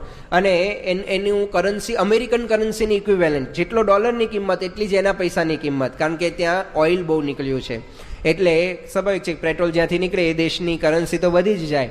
તો એ રીતે ત્યાં પણ બહુ સમૃદ્ધ સાઉથ સુદાન દેશ. ત્યાં પણ આપણું જુબાની અંદર, જુબા મુખ્ય ટાઉન છે, ત્યાં મંદિર આવેલું છે. પછી આ બાજુ ઉતરીએ તો ટાન્ઝાનિયા, દારેસલામ, તમે સુભાષભાઈના નામથી બધા દારેસલામને વધારે ઓળખતા હશો. તો ટાન્ઝાનિયાની અંદર પણ આપણા 4 મંદિરો છે. ટાન્ઝાનિયા દેશની અંદર દારેસલામ, ટાંગા, આ બાજુ અરુષા અને મોન્ઝાની અંદર આ બધા શહેરોના નામ છે, ત્યાં મંદિરો છે. એનાથી નીચે ઉતરો એટલે મલાવી નામનો દેશ આવે, એ પણ ખૂબ સમૃદ્ધ દેશ છે. આપણે જે દાળ તમારા ઘરની અંદર બનતી હશે, ભાતની સાથે ખાઈએ એ દાળ, એ મોટા ભાગની દાળ મલાવીમાંથી આવે છે ભારતની અંદર. વાસદની અંદર જેટલી ફેક્ટરીઓ છે એમાંથી 80% ફેક્ટરીઓ દાળ એ મલાવીની મંગાવે છે. એટલે તમારા ઘરમાં આફ્રિકાની પ્રોડક્ટ આવી જ ગયેલી છે અને તમારા પેટમાંય પહોંચી ગયેલી છે. તો આ મલાવીની દાળ બહુ વખણાતી હોય છે.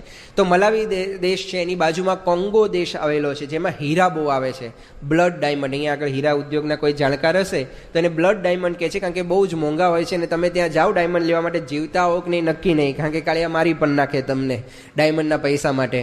તો એ બધી પરિસ્થિતિ ત્યાં આગળ ડાયમંડની છે. એનાથી નીચે ઉતરે એટલે Zambia, Zimbabwe, Botswana, south Africa અને મડાગાસ્કર, આવી રીતે 13 દેશોની અંદર આપણો આખો સત્સંગ ચાલે છે. આ બહુ જ દૂર દૂર આવેલા બધા દેશો છે. આપણે જેમ ભારતની અંદર વિચરણ કરવાનું હોય તો એક જ દેશમાં વિચરણ કરવાનું કહેવાય, અમેરિકા વિચરણ કરવાનું હોય તો એક જ દેશમાં વિચરણ કરવાનું કહેવાય. ભલે અમેરિકા બહુ મોટો ખંડ છે, પરંતુ આફ્રિકાની અંદર તમે જ્યાં આગળ આપણો કેન્યામાં સત્સંગ છે ત્યાંથી છેક છેલ્લે સાઉથ આફ્રિકામાં પણ કેપટાઉન સૌથી છેલ્લામાં છેલ્લું કહેવાય. તમે બાય પ્લેન જાઓ, પ્લેનની અંદર તો પણ 5.5 કલાક લાગે પ્લેનમાં પહોંચતા. અને ગાડી લઈને જાઓ તો પૂછતા નહીં, કારણ કે ગાડી લઈને જાઓ તો દિવસોમાં ગણતરી કરવી પડે કે અઠવાડિયે પહોંચો, સતત ચાલ્યા કરો તો પણ. તો એટલું બધું દૂર દૂર આ બધું આવેલું છે, તેમ છતાં પણ સંતો ખૂબ ભીડો વેઠી અને આ બધાની અંદર વિચરણ કરે છે. આપણે બધા હરિભક્તોના પ્રસંગો પણ જોઈશું કે આ ભૂમિ ઉપર એ બધા બાપાની દયાથી કેવા સંતો તૈયાર થયા છે. થોડું જિયોગ્રાફિકલી વાત કરીએ છીએ ત્યારે એ પણ કરી દઈએ કે આફ્રિકા બહુ સમૃદ્ધ દેશો છે. સમૃદ્ધ દેશો એટલે કેવી રીતે? ખનિજની દ્રષ્ટિએ, સૌંદર્યની દ્રષ્ટિએ અને ખનિજની દ્રષ્ટિએ બંને રીતે. આફ્રિકાની અંદર એટલું બધું પ્રાકૃતિક સૌંદર્ય છે, જ્યાં જ્યાં નજર નાખો ત્યાં આગળ તમને આમ બ્યુટીફુલ, આમ અદ્ભુત દ્રશ્યો જ જોવા માટે મળે. અમારે હમણાં એક સંત આવ્યા છે, શરૂઆતની અંદર પહેલી વખત વિચરણ કરવા માટે ગયા, ગાડીની અંદર બેસી જતા ને આમ જ કરે, આહા શું વાત છે, વાહ શું વાત છે. એક અઠવાડિયા પછી વિચરણ કરીને ભાઈ બધે હરખું દેખાય કે આ તો બધું હરખું જ છે. હવે દરેક જગ્યાએ સુંદરતા હોય પણ કેટલી બધી સુંદરતા દરેક જગ્યાએ. એટલે પછી અહોભાવ મટી ગયો કે બધું સુંદર જ છે અહીંયા આગળ. તો જ્યાં જ્યાં કુદરતી દ્રશ્યો, ધોધ પડતા હોય, બધું ત્યાં આગળ વૃક્ષો એવા જબરજસ્ત હોય, જંગલો ત્યાંના એવા જબરજસ્ત બધા વખણાય.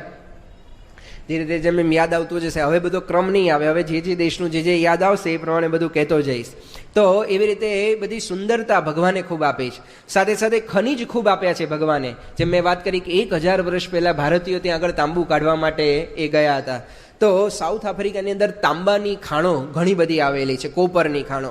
દુનિયાની પ્લેટિનમની મોટામાં મોટી ખાણ જો ક્યાંય પણ હોય એ પણ સાઉથ આફ્રિકાની અંદર આવેલી છે. પ્લેટિનમ એટલે સોના કરતાં પણ મોંઘી ધાતુ ગણાય. તો દુનિયાની મોટામાં મોટી ખાણ એ પ્લેટિનમની ત્યાં આગળ આવેલી છે.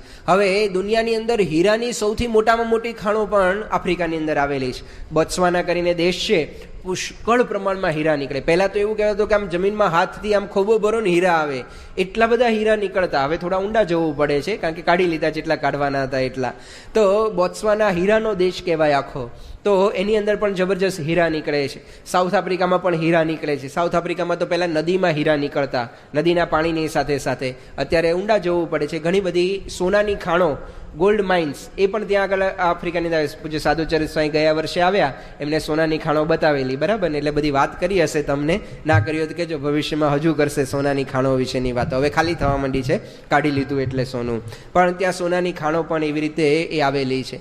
સાથે સાથે બધી કુદરતી સંપત્તિ, ગેસ પુષ્કળ પ્રમાણમાં, પછી ઓઇલ પુષ્કળ પ્રમાણમાં એ જમીનની નીચે, લિગ્નાઇટ્સ એ પણ પુષ્કળ પ્રમાણમાં એ રહેલો છે. એટલે ઘણી વખત અમે સંતો મજાકમાં કહીએ છીએ કે ભગવાને જેટલી કંઈ સુંદરતા હતી અને જેટલી કંઈ સમૃદ્ધિ હતી એ કોને આપી દીધી? ભૂમિને આપી દીધી, જમીનને આપી દીધી, દેશને આપી દીધી. એટલા માટે દેશમાં રહેનારા વ્યક્તિઓ એને સુંદરતા પણ ન આપી અને સમૃદ્ધિ પણ ન આપી. કારણ કે આફ્રિકાના માણસો કેવા? કાળિયા. ત્યાં ન બોલાય, બધા સમજી જાય કે અમને કાળિયા કીધા એમ. તો કાળિયા માણસો, કલર જાય તો પૈસા પાછા. કાળા ડિભાંગ જેવા હોય. રાતે જો લાઇટ ના હોય, અંધારામાં હેડિયા આવતા હોય તો દાંત કાઢે તો દાંત દેખાય વચ્ચે, બાકી કશું દેખાય નહીં તમને. ભટકાય ત્યારે ખબર પડે આ ભટકાયો, અને ભટકાય પછી તમને હાજા ન રાખે, એ પાછી જુદી વાત છે.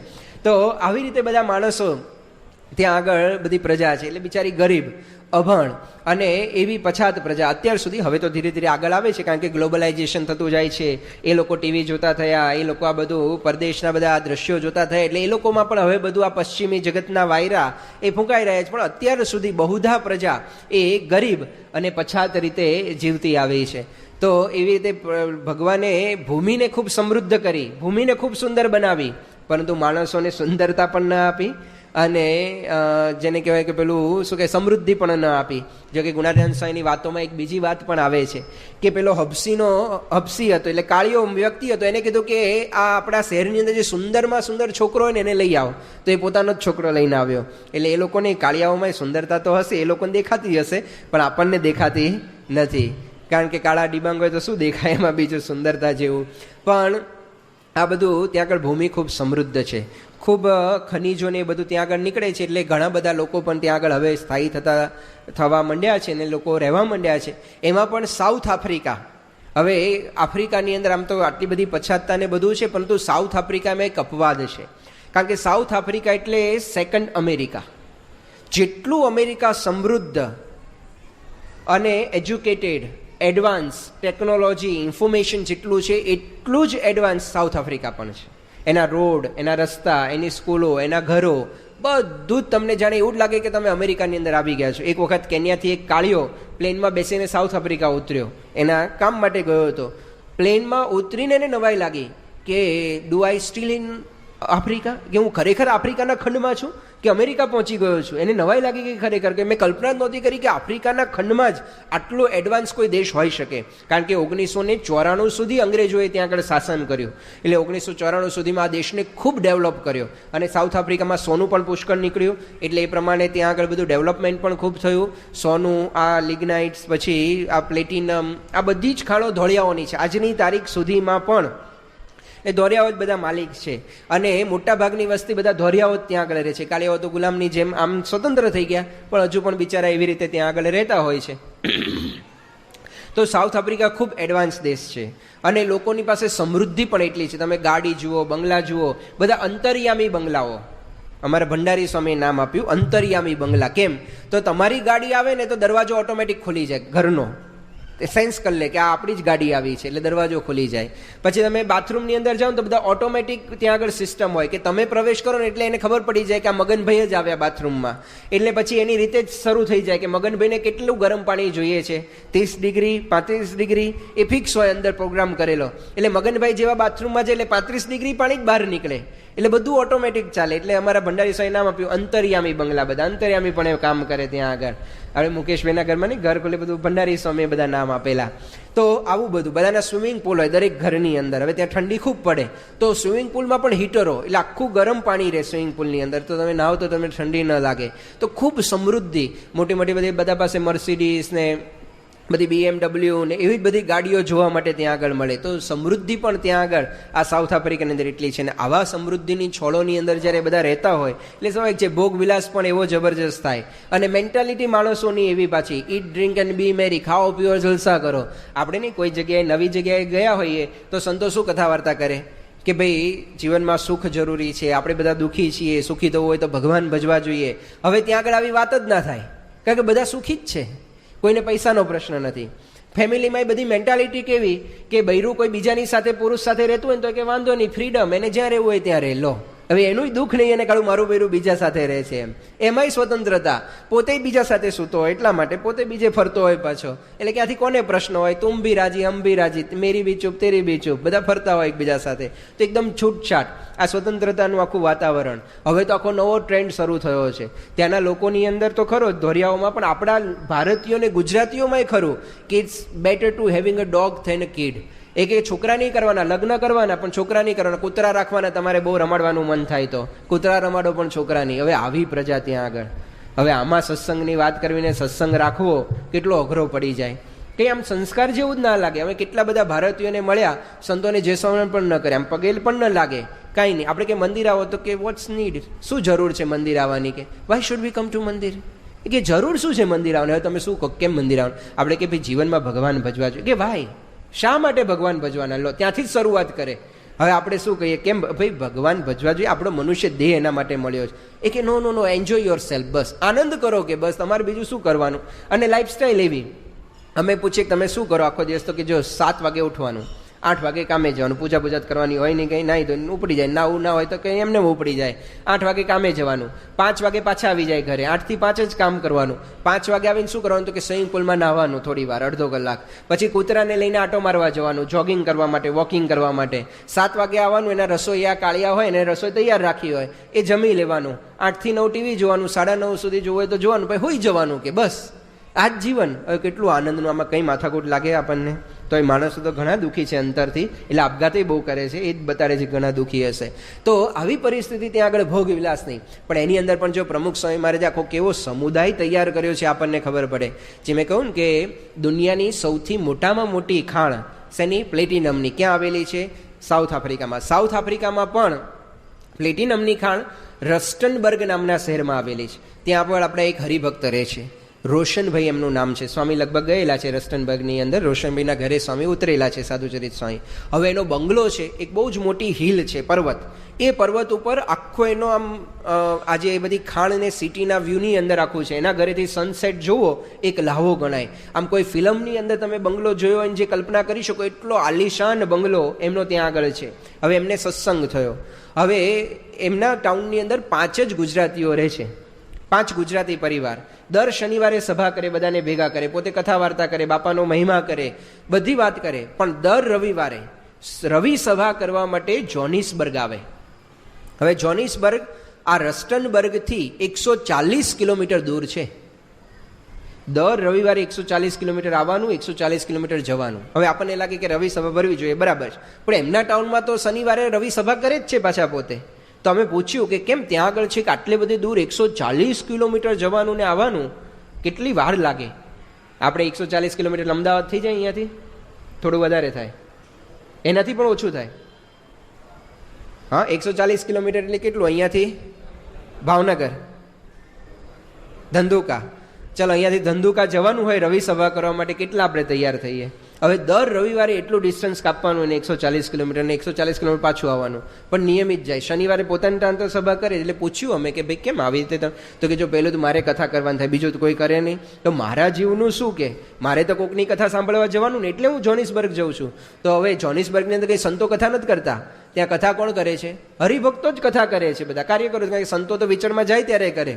તો હરિભક્તો કથા કરતા હોય તો પણ એ સાંભળવાનો આટલો ઈશક. આપણને તો ખબર પડે કે સાધુચરિત યાદ નથી આવવાના તો આપણી સંખ્યા ડાઉન થઈ જાય, કે સંતો નથી, શું જોવું? બોલો, પહેલાં 140 કિલોમીટર સુધી કેટલો ઈશક હશે એ ખબર પડે.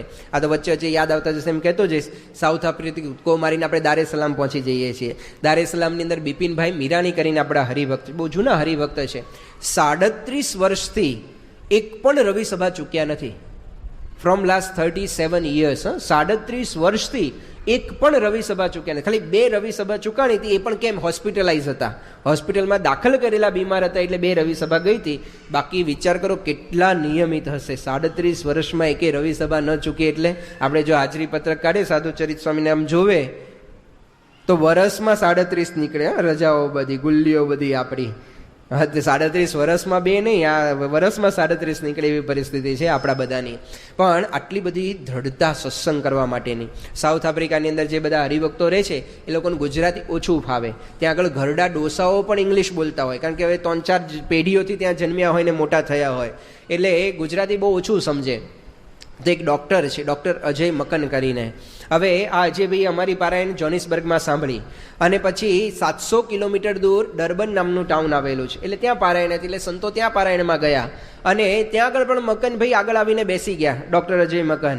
એટલે સંતોએ પૂછ્યું કે ભાઈ જો અમારું મેટર બદલાવાનું નથી, આની આ જ વાત અહીંયા કરવાનો છું, જે વાત ત્યાં જોનિસબર્ગમાં કરીએ જ, કારણ કે હરિભક્તો તો બદલાઈ જાય ને, બધા હરિભક્તો જુદા હોય, એટલે એ જ વિષય ઉપર, એ જ મેટર, એ જ બધી વાતો અહીંયા કરવાની છે. એ કે ડોન્ટ વરી સ્વામી, એ કે I understand half of the katha there, I will understand half of the here. એ કે અડધી કથા ત્યાં સમજ્યો, અડધી અહીંયા સમજી લઈશ, કારણ કે ગુજરાતી બહુ પકડાય નહીં, એટલે અડધું જ ખબર પડે. એટલે કે અડધી ત્યાં સાંભળીશ ને અડધી અહીંયા. આવે કેવો ઈશક કહેવાય, 700 કિલોમીટર દૂર જવું પારાયણ સાંભળવા માટે, પણ તોય પાછા આવી ગયા કે નાના બધું સમજાય ને બરાબર, એટલા માટે પાક્કું થાય, એટલા માટે ફરી આવી ગયો.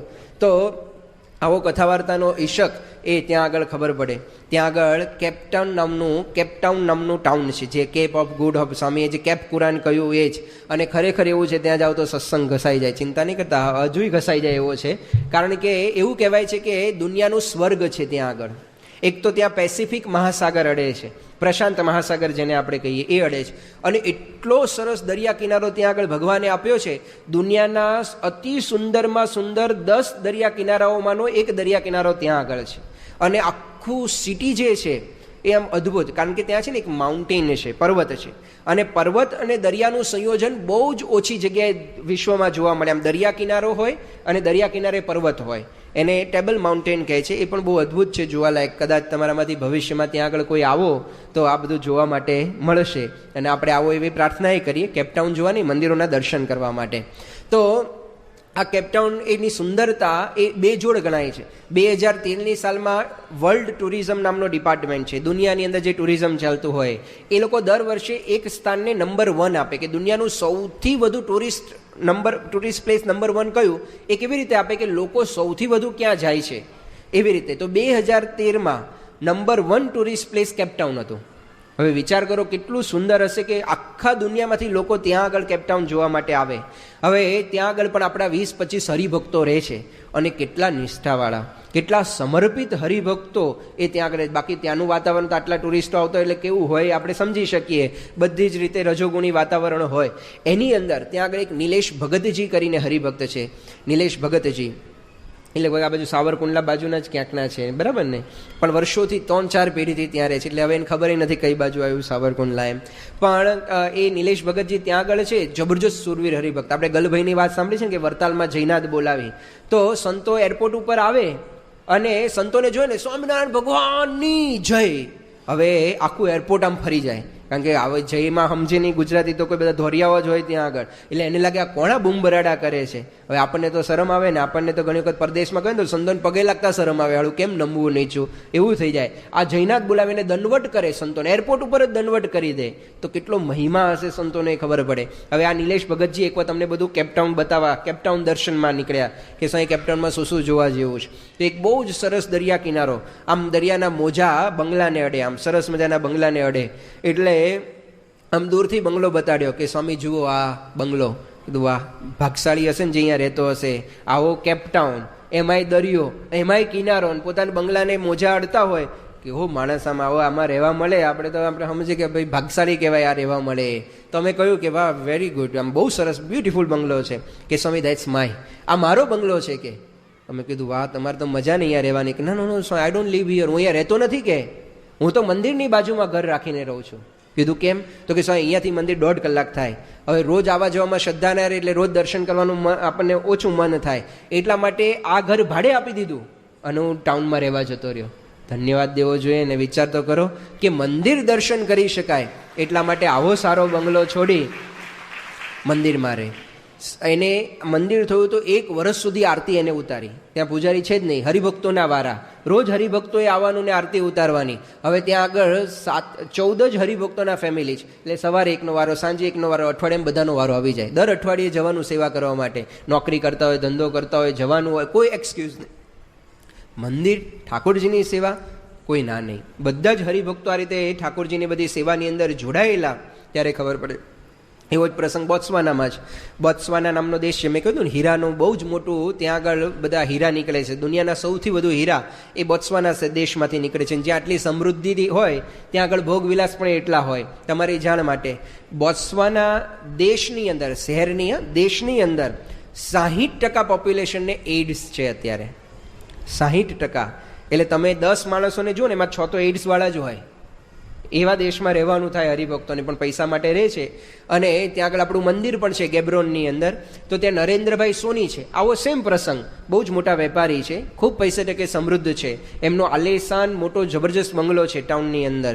હવે આપણું મંદિર ટાઉનની બહાર થયું તો એ બંગલો ભાડે આપીને મંદિરની બાજુમાં 3 રૂમ રસોડાના ફ્લેટ, આમ નાના એવા એપાર્ટમેન્ટમાં આવી ગયા. હવે એમનો મોટો બંગલો ને આ તો એપાર્ટમેન્ટ નાનો કહેવાય, એમની આગળ બહુ જ સામાન્ય કહેવાય. પંકજભાઈ કરતાં મોટું ઘર છે એમનું ત્યાં આગળ, તો એ બાજુમાં આવી ગયા.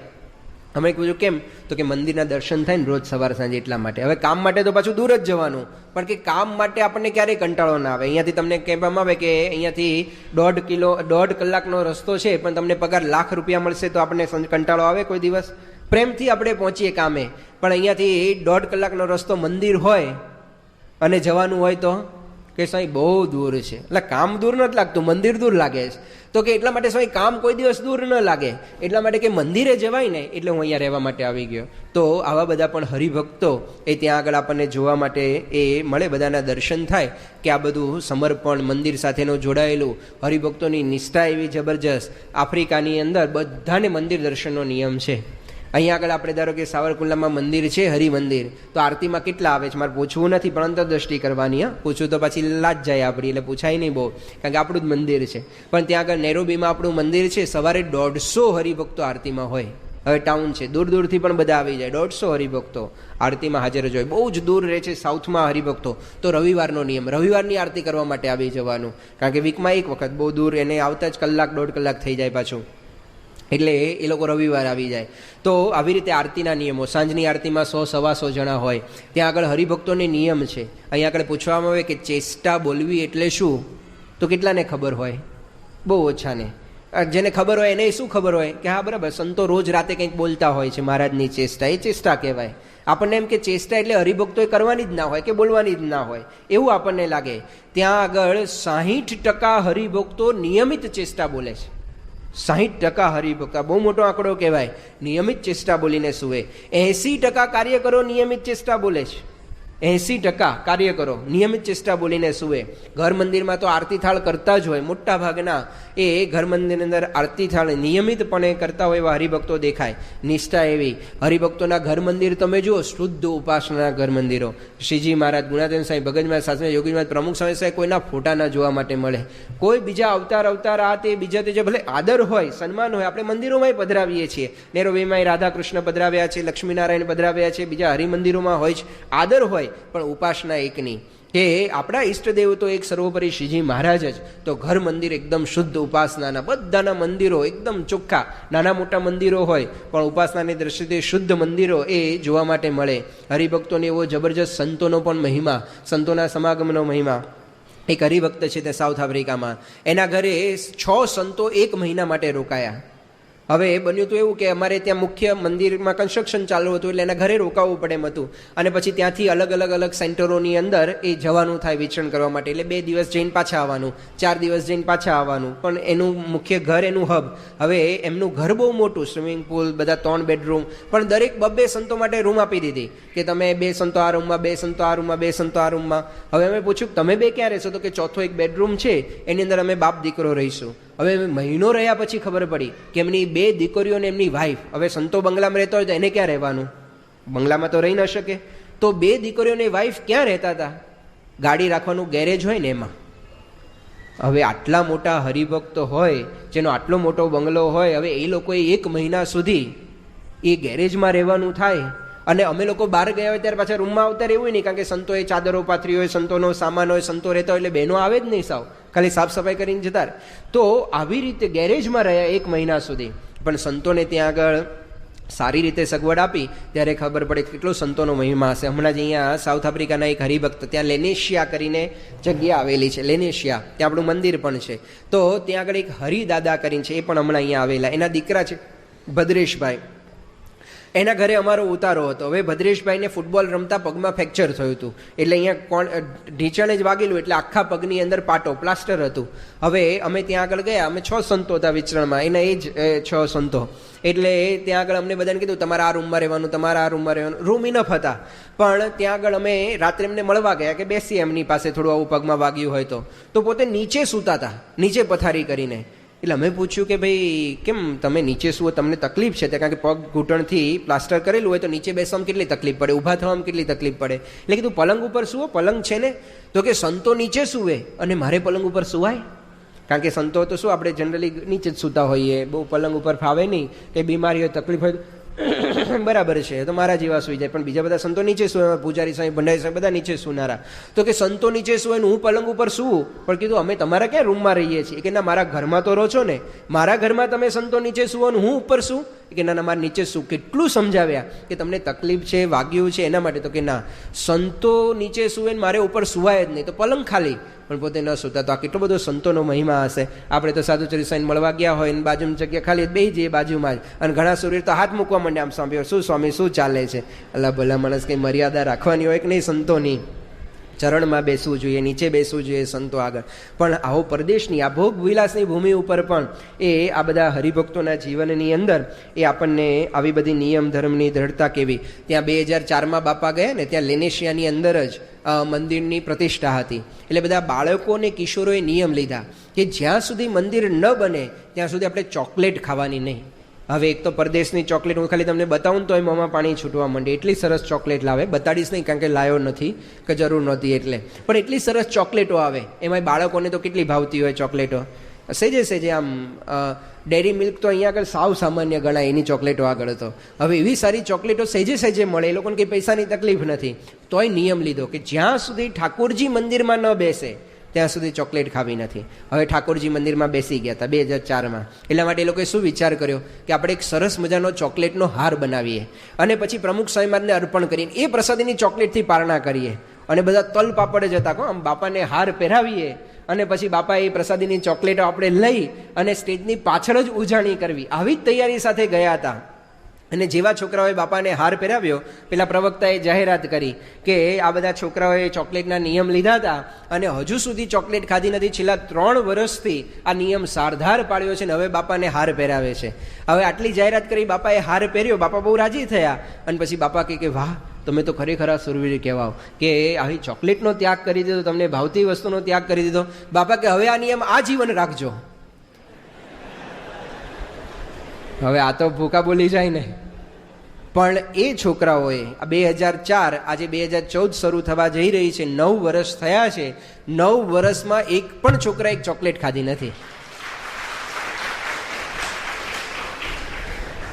આ કેટલી દ્રઢતા કહેવાય નિયમ ધર્મની. આ ભોગ વિલાસની ભૂમિ ઉપર રહીને આવી રીતે વર્તવાનું, પણ એની અંદર પણ બધા છોકરાઓ એ આ બધા નિયમ ધર્મની અંદર આવી રીતે દ્રઢપણે વર્તતા હોય છે. બધા ચારિત્રની અંદર પણ કેટલા શુદ્ધ છે. બાપાએ કેવો સમાજ તૈયાર કર્યો છે ખબર પડે. ત્યાં આગળ યુગાન્ડા દેશ છે, યુગાન્ડા દેશની અંદર એ કંપાલા નામનું ટાઉન આવેલું છે. કંપાલાની અંદર આપણે એક સંપર્ક કાર્યકર છે રાકેશભાઈ પટેલ એમનું નામ છે. એ રાકેશભાઈ પટેલ એ પોતે ટરોરો તરીકે, કારણ કે ટરોરો ટાઉનમાં પોતે રહેતા પહેલાં, એટલે રાકેશભાઈ ટરોરો એક વખત બેંકમાં ગયા. હવે ત્યાંની અંદર બધા સિક્યુરિટીના પ્રશ્ન છે બેંકની અંદર, એટલા માટે કેવી રીતે ત્યાંની સિસ્ટમ હોય કે બુલેટ પ્રૂફ ગ્લાસ હોય આખો, પછી જે પ્લેટફોર્મ હોય પ્લેટફોર્મ ઉપર એક આમ પેલું બોગદા જેવું કરવામાં આવ્યું હોય પૈસાની આપલે માટે, અને એની અંદર પણ લોખંડનું શટર હોય, એક જ બાજુ ખુલે, એટલે કેશિયર પૈસા મૂકવા હોય તો પેલી બાજુનો હાથ બંધ થઈ જાય, કેશિયર પૈસા મૂકી દે, પછી શટર ખેંચી લે એટલે પેલી બાજુથી પૈસા લઈ લેવાય. આ સિસ્ટમ છે. રાકેશભાઈ ત્યાં આગળ પૈસા લેવા માટે ગયા તો એને 5 લાખ યુગાન્ડન સિલિંગ વધારે આવી ગયા. કારણ શું હતું કે પહેલાં જે કોઈ પૈસા લેવા આવ્યું હશે ત્યાં પૈસા ભૂલી ગયા હશે, થોડા કે કેશિયરને આપવા આવ્યા હોય પૈસા ભૂલી ગયો, એ આપણને ખબર નથી કોણ કેવી રીતે ભૂલી ગયો હશે, પણ મૂળ કોઈ પૈસા ત્યાં ભૂલી ગયો હશે. કેશિયરને દેખાય નહીં, કારણ કે એને તો આમ ઢાળ હોય એટલે નીચે પડ્યા હોય તો ખબર ન પડે.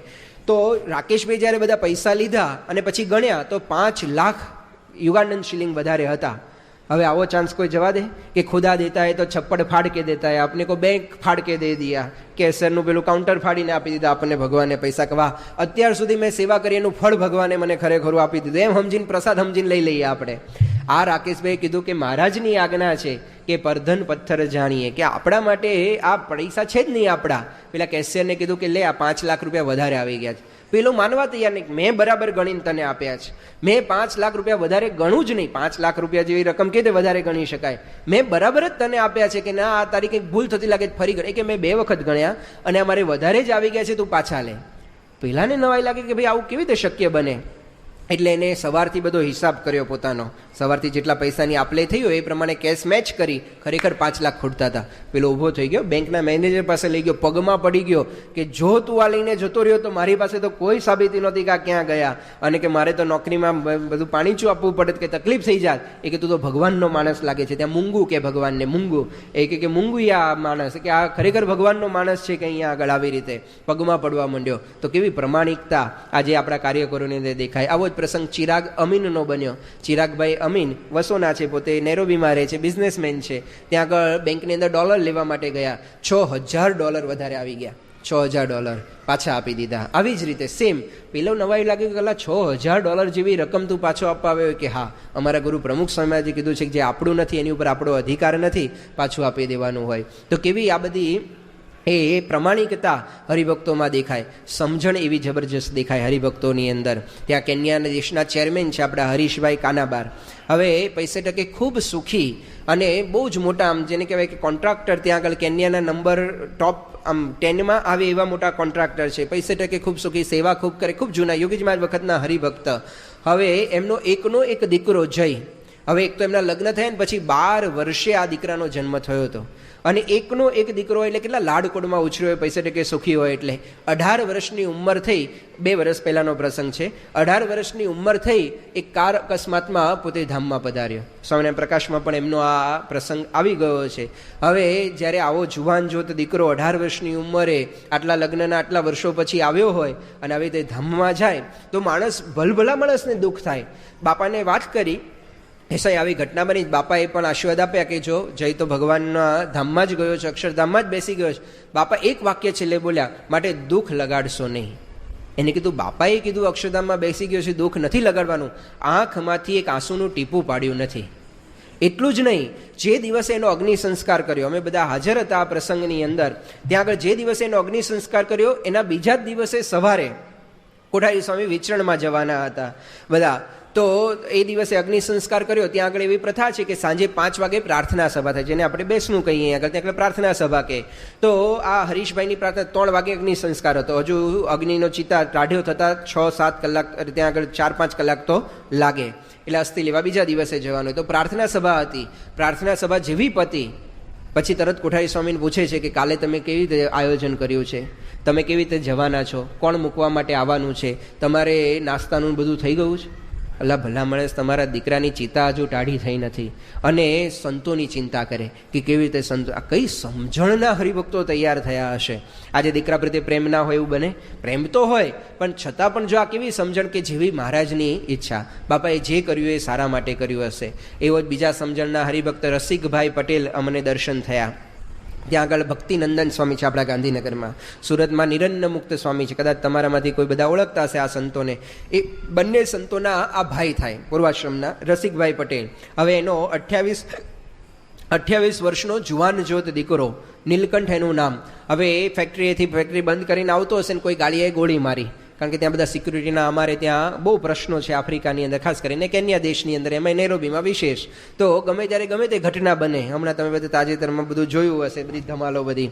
તો આ કાળિયાએ ત્યાં આગળ ગોળી મારી અને બરાબર અહીંયા ગળામાં વાગીને હૃદયમાં એને આ છરા ઉડ્યા ગોળીના, અને ત્યાં ધામમાં ગયો. હવે સાંજે 5:45 આ ઘટના બની. 6:30 આપણી આરતી ચાલુ હતી, સમાચાર આવે કે નીલકંઠને ગોળી વાગી છે અને ધામમાં ગયો છે. એટલે અમે તાત્કાલિક આરતીમાંથી સીધા ઉતરી અને દવાખાને ગયા કે ભાઈ રસિકભાઈને આપણે શું કહીશું. બહુ જૂના હરિભક્ત, આપણા ખૂબ નિષ્ઠાવાન હરિભક્ત, કથા વાર્તા પણ ખૂબ સારી કરે.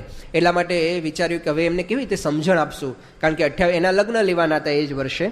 એટલે વિચાર્યું કે આવો જુવાન જો દીકરો 28 વર્ષનો હોય ને આવી રીતે ગોળી વાગીને ધામમાં જાય તો આમ મનમાં ગડમથલ ચાલતી હતી કે કેવી રીતે આશ્વાસન આપશું, શું કહીશું. તો ત્યાં એમપીસા હોસ્પિટલમાં અમે પહોંચ્યા. હજુ તો એનું ડેથ બોડી પડેલું, એટલે ચાંદલો બાંદલો કર્યો, હાર પહેરાયો નીલકંઠને. અને પછી રસિક કાકા પણ ત્યાં ઊભા હતા, સ્થિર હતા. કોઈ રોગ કકળ નહીં, કોઈ આંખમાંથી આંસુ નહીં, કશું જ નહીં.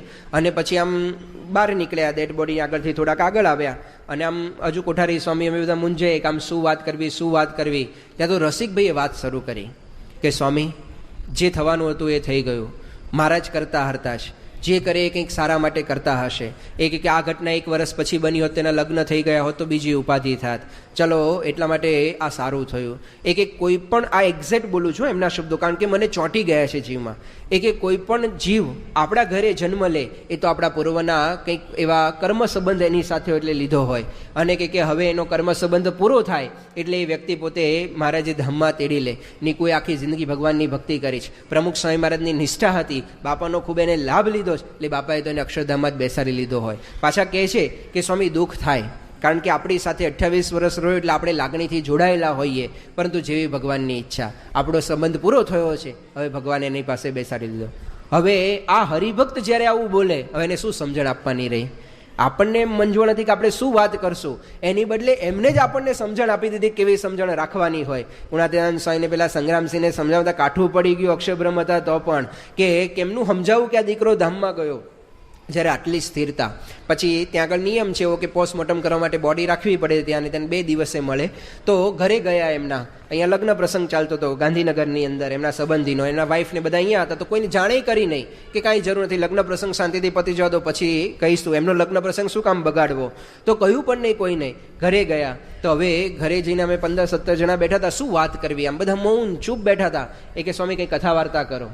હવે આપણને આવા પ્રસંગે શું કથા વાર્તા કરવાની હોય? સમજણ તો હતી, હવે સમજણ શું આપવાની? પાછી ચોખવટ કરી કે સ્વામી સમજણની વાતો ના કરો, કયા પુરુષની પ્રાપ્તિ આપણને થઈ ગઈ છે, આ પ્રમુખ સ્વામી મહારાજ કેવા પુરુષ આપણને મળી ગયા છે એની વાત કરો.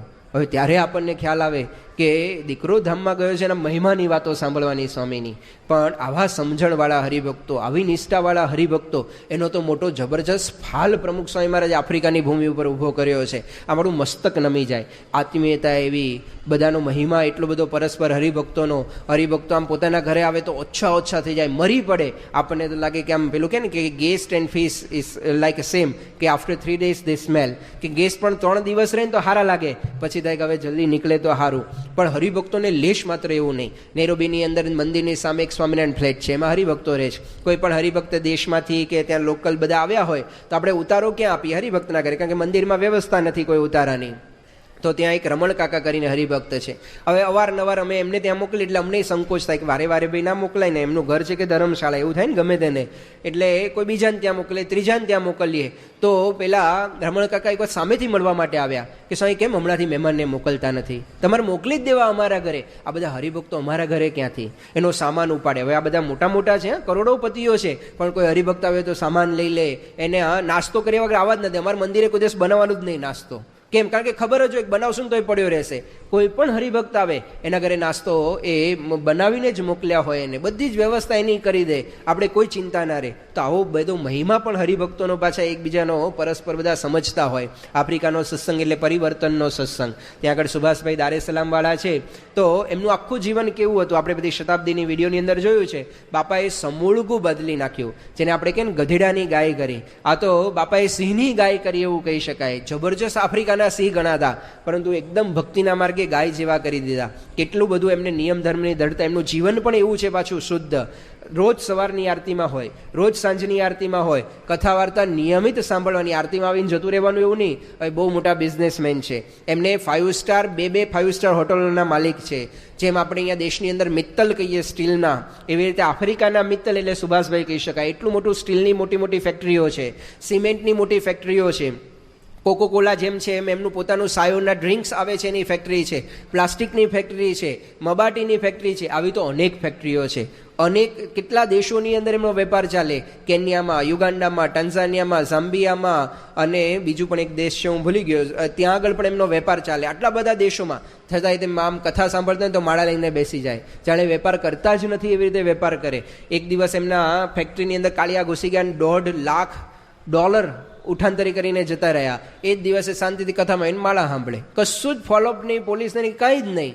પછી બધું કર્યું, પણ કથાનો સમય થયો, બધું જ મૂકીને ત્યાં આગળ બેસી જાય. અમે પૂછ્યું દાદા તમને એમના તો વહેલા ફોન કરીએ કંઈક પૈસા? એ કે જે બાપાની ઈચ્છા, બીજી રીતે આપી દેશે, અત્યારે કથા ક્યાં છોડી દેવી મારે? લો કેટલો કથાનો મહિમા એ આપણને ખબર પડે. એક દિવસ ઝામ્બિયા હતા, ગોષ્ઠીમાં આવે, આપણે કાર્યક્રમો માટે ગોષ્ઠી થતી હોય ને, તો ગોષ્ઠીની અંદર એ પોતે જોડાયેલા છે. તો ઝામ્બિયા હતા ને ખબર પડી ઓ કાલે તો ગોષ્ઠી છે, તો સ્પેશિયલ ફ્લાઇટની અંદર આવી ગયા, ગોષ્ઠી કરીને પાછા જતા રહ્યા. તો ફ્લાઇટની અંદર ગોષ્ઠીમાં પહોંચી ગયા, પણ આટલો ગોષ્ઠીનો ખટકો. આપણી પાસે પૈસા હોય ને તો આપણે ના પહોંચીએ. આપણા પેલા સ્કૂટરમાં પેટ્રોલ નથી હોતું તો એ ક્યાં આપણે જઈ શકીએ છીએ ગોષ્ઠીની અંદર? ક્યારેક મહેમાન આવે ને તો બાનું કાઢે, હાલ મહેમાન આવી ગયા લો, તો એ આપણે ગોષ્ઠીની અંદર ન જઈએ. કંઈક બાનું મળવું જોઈએ બસ આપણને, તો આપણે ચાન્સ શોધીએ કેવી રીતે ગોષ્ઠી છોડીએ. આ એક પણ ગોષ્ઠી પાડે નહીં. તો આવા હરિભક્ત. હવે છેલ્લો પ્રસંગ એને પૂરું કરું, આ તો ભાઈ પાર આવે એવો નથી, સમય વધતો જાય છે ધીરે ધીરે કરતા. પણ કેવા કેવા પરિવર્તનો ત્યાં આગળ થયા છે. એક ભરતભાઈ બોરખતરિયા કરીને હરિભક્ત છે દારેસલામની અંદર. ટાન્ઝાનિયા દેશનું આ દારેસલામ છે, દરિયા કિનારે મુંબઈ જેવું શહેર છે. તો અમને સંતોને એક વખત લેવા માટે આવેલા. અમારે અરુષા હતા, અરુષાથી દારેસલામ 900 કિલોમીટર થાય. હવે 900 કિલોમીટર ગાડીમાં કાપવાનું હોય એટલે લગભગ 12 કલાકનો રસ્તો થાય. હવે 12 કલાક સુધી શું કરવાનું? એટલે વાતો કરીએ. આજુબાજુ જંગલો જોઈએ, જંગલમાંથી પસાર થવાનું હોય એટલે બધા જંગલો જોતા હતા. એટલે જંગલ જોતા જોતા બધી વાત નીકળી. કીધું કે આ જંગલોમાં આલું શું હશે આમ તેમ? તો કે સ્વામી બધા જ જંગલો હું ફરેલો છું. શું કે બધા જ જંગલો હું ફરેલો છું. એટલે કે શેના માટે? કે સ્વામી શિકાર માટે. મને શિકારનો બહુ શોખ હતો, એટલે આપણને રસ પડ્યો, કારણ કે શિકાર આમ નવી વસ્તુ હતી આપણા માટે. એટલે બધું પૂછ્યું, બધી વાત કરી કે કેવી રીતે શિકાર કરો, કઈ કઈ પ્રકારની બંદૂકો હોય, એની અંદર તમારે કેટલા દૂરથી કરવું પડે, કયું પ્રાણી, બધું ડિટેલમાં. એ આપણી પાસે સમય નથી કહેવાનો, એટલે કહેવાનો નથી તમને, પણ એ બધી વાત કરી. પૂછ્યું સહેજે કે તમે શિકાર કર્યો, શેનો શેનો શિકાર કરો? તો કે જો ભૂંડનો શિકાર થાય, હરણનો શિકાર થાય, પાડાનો શિકાર થાય, ભેંસનો શિકાર થાય, સિંહનો શિકાર થાય, સસલાનો, બધું જ જંગલમાં જેટલું કંઈ હોય ને બધાનો શિકાર થાય. પછી પૂછ્યું કે તમે શિકાર કરીને શું કરો? એનું કરવાનું શું? મૂકી દો. તો હસવા માંડ્યા કે સાંઈ શું કરવાનું હોય? કરોગા. કરોગા સ્વાહિલી શબ્દ છે, એટલે શેકીને ખાઈ જવાનું હોય એમ. કરોગા એટલે શેકીને ખાઈ જવાનું. એટલે કીધું તમે બધું ખાધેલું? કે બધું જ પેટમાં ગયેલું છે. કે ભૂંડ, ભેંસ, હરણું, વિલ્ડર બીસ, સિંહ, બધાનું માંસ ખાધેલું છે. કે એટલે આપણે તો 2 મિનિટ આમ થઈ ગયું કે આ ખરા કહેવાય, આટલું બધું પેટમાં પધરાવી દીધેલું છે, અમને કબ્રસ્તાન છે કે પેટ છે? તો એ કે પહેલાં પણ આ બધું સત્સંગ થયા પહેલાંની બધી વાતો હતી કે સ્વામી હું તો રાક્ષસ જેવો હતો, રાક્ષસ. એટલે કે મારા લગ્ન થયા અને પત્ની ભારતથી આવેલી અને વેજીટેરિયન હતી. હવે આ ભાઈ જો આ બધું પધરાવતા હોય પેટમાં તો એને ક્યાંથી સેટ થાય? એટલે કે પહેલા જ દિવસે રાત્રે હું અંદર રૂમમાં ગયો તો ચિકન સૂપ લઈને ગયો, મરઘીનું સૂપ લઈને, કે આ તારે પીવું જ પડશે તો સાથે રહેવાશે, નીકળ અત્યારે બહાર નીકળ. અને કે એને પીવું પડ્યું.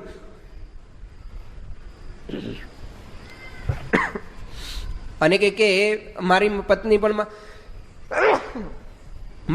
પણ માંસ ખાય, મારા દીકરીઓ પણ માંસ ખાય, કે મારા ઘરમાં ખાલી એક નાનો દીકરો છે, જન્મ્યો ત્યારે મને સત્સંગ થઈ ગયો એટલે એ બાકી છે, બાકી બધાએ અમે બધું ખાધેલું પીધેલું છે, દારૂ પીવે, બિયર પીવે, જુગાર રમે, બધી વાતે પૂરા હતા. અને એક્સ્ટ્રીમ પ્રસંગ આવો તો મેં દુનિયામાં જોયો નથી. ડૉક્ટર સ્વામી કંઈક દારેસલામમાં વિચરણ કરવા માટે ગયા હશે. હવે કોઈક કાર્યકર્તાને એમ થયું કે જો આ ભાઈ રાક્ષસ જેવા તો છે પણ આવા કંઈક સંતના યોગમાં આવે તો કંઈક સુધરે. એ હેતુથી એને શું કહ્યું કે એની પાસે પૈસે ટકે તો ખૂબ સુખી, તો જ આ બધું પોસાય ને, નીકળ ક્યાંથી પોસાય? ગાડી પણ ખૂબ સારી. એટલે એને કહ્યું કે તમારે છે ને ડૉક્ટર સ્વામીને એમના ઉતારેથી અહીંયા આગળ આ હોલમાં સભા રાખી છે ત્યાં સુધી લાવવાના છે. એ કે મને સંતો બંતો સાથે ફાવે નહીં, સ્પષ્ટ ના પાડી દીધી કે મારે કંઈ આવી સેવા બેવા કરવી નથી, હું એમાં માનતો નથી. તો બહુ આગ્રહ કર્યો કે ભાઈ આટલું રાખો, આમ તેમ આટલું સેવા કરવાની છે, આમ તેમ. તો કે પણ આ સંતો છે ને આ સાધુડાઓ તરત બધું પૂછે કે શું કરો છો ને શું નહીં, ને બધું વ્યસન બેસનનું, એટલે કે આપણને સેટ ન થાય. તો પેલા કાર્યકરે કીધું કશું જ નહીં પૂછે, તમે કાંઈ ચિંતા કરો, હું કહી દઈશ, કશું નહીં પૂછે પણ તમે લઈ જાઓ. કે જો પૂછવા ના જોઈએ કશું, કે ના કશું નહીં પૂછે. ડૉક્ટર સાહેબ ઉતારેથી બેઠા, ગાડી ધીરે ધીરે આગળ ચાલી હોય. ડૉક્ટર સ્વામીને સહેજે અંગ કે ભાઈ કોણ છે શું છે પરિચય થાય આપણને ગાડીમાં બેઠા એટલે ડૉક્ટર સ્વામીએ ત્યાં આગળ એ ભાઈને પૂછ્યું શું નામ? એટલે ગમ્યું તો નહીં, કાઢવું આ ક્યાં પૂછવાની શરૂઆત કરી, પણ કહ્યું ભરતભાઈ. કયું ગામ પૂછ્યું? જામનગર પાસેનું ગામ છે. અને ભાઈ તરત ત્રીજો પ્રશ્ન આવ્યો, કોઈ વ્યસન છે? જેવું આવું પૂછ્યું એટલે એને બ્રેક મારી ગાડીને અને કે ઉતરો, ગાડીને બહાર ઉતરો. ડૉક્ટર સાહેબ આશ્ચર્ય પડી ગયા, આવું કોઈ અત્યાર સુધી મળ્યું નથી, વ્યસનનું પૂછન ગાડીને બહાર કાઢે. અને ખરેખર આ ભરતભાઈએ ડૉક્ટર સ્વામીને અધરસ્તે ઉતારી દીધા, અર્ધ વચ્ચે. મને આશ્ચર્ય થયું કે ડૉક્ટર સ્વામી શું થયું ભાઈ, કેવી રીતે? અજાણ્યો દેશ, અજાણી ભાષા, પૈસા હોય નહીં સંતો પાસે, આવી રીતે બે સંતોને ઉતારી દે રસ્તા વચ્ચે, તો થાય શું? આમ કેવી રીતે ગયા હશે, ક્યાં ગયા હશે? ભરતભાઈ કે મને શું ખબર, હું તો ઉતારીને જતો રહ્યો. કે હવે વિચાર કરો, દુનિયામાં કોઈ આવો માણસ હશે ડૉક્ટર સ્વામીને અધ વચ્ચે ઉતારીને જતો રહ્યો હોય? હવે આ રાક્ષસ ના કહેવાય તો શું કહેવાય? અથવા કેટલી હદ સુધી એની મેન્ટાલિટી હશે ને કંઈ સંતો પ્રત્યે એક ટકો ભાવ હશે. હવે સ્વામી જ્યારે 1994ની અંદર આફ્રિકાની અંદર પધાર્યા, 1994ની અંદર, ત્યારે એ પેલો દારૂ પીવા જાય ને પબમાં, તો બધા મોટા મોટા માણસો હોય, બધા એવું બોલે કે હું પ્રમુખ સ્વામીના દર્શન કરી આવું, હું પ્રમુખ સ્વામીના આશીર્વાદ લઈ આવું, પ્રમુખ સ્વામી ધબો લઈ આવ્યો. આને મનમાંથી કાઢવું.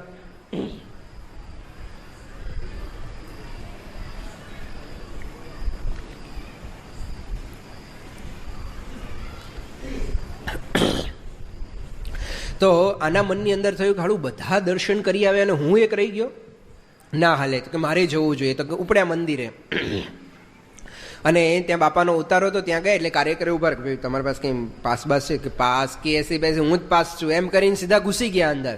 હવે એ તો બાપા પાસે ઘૂસ્યા રૂમમાં, પણ બાપા એના અંતરમાં ઘૂસી ગયા. બાપાએ સીધો હાથ પકડ્યો અને સ્વામીની તો દિવ્યતા એવી ને, સ્વામીનો પ્રભાવ એવો કે ગમે એવો વ્યક્તિ હોય ને ત્યાં તો મિયાની મીંદડી જ થઈ જાય.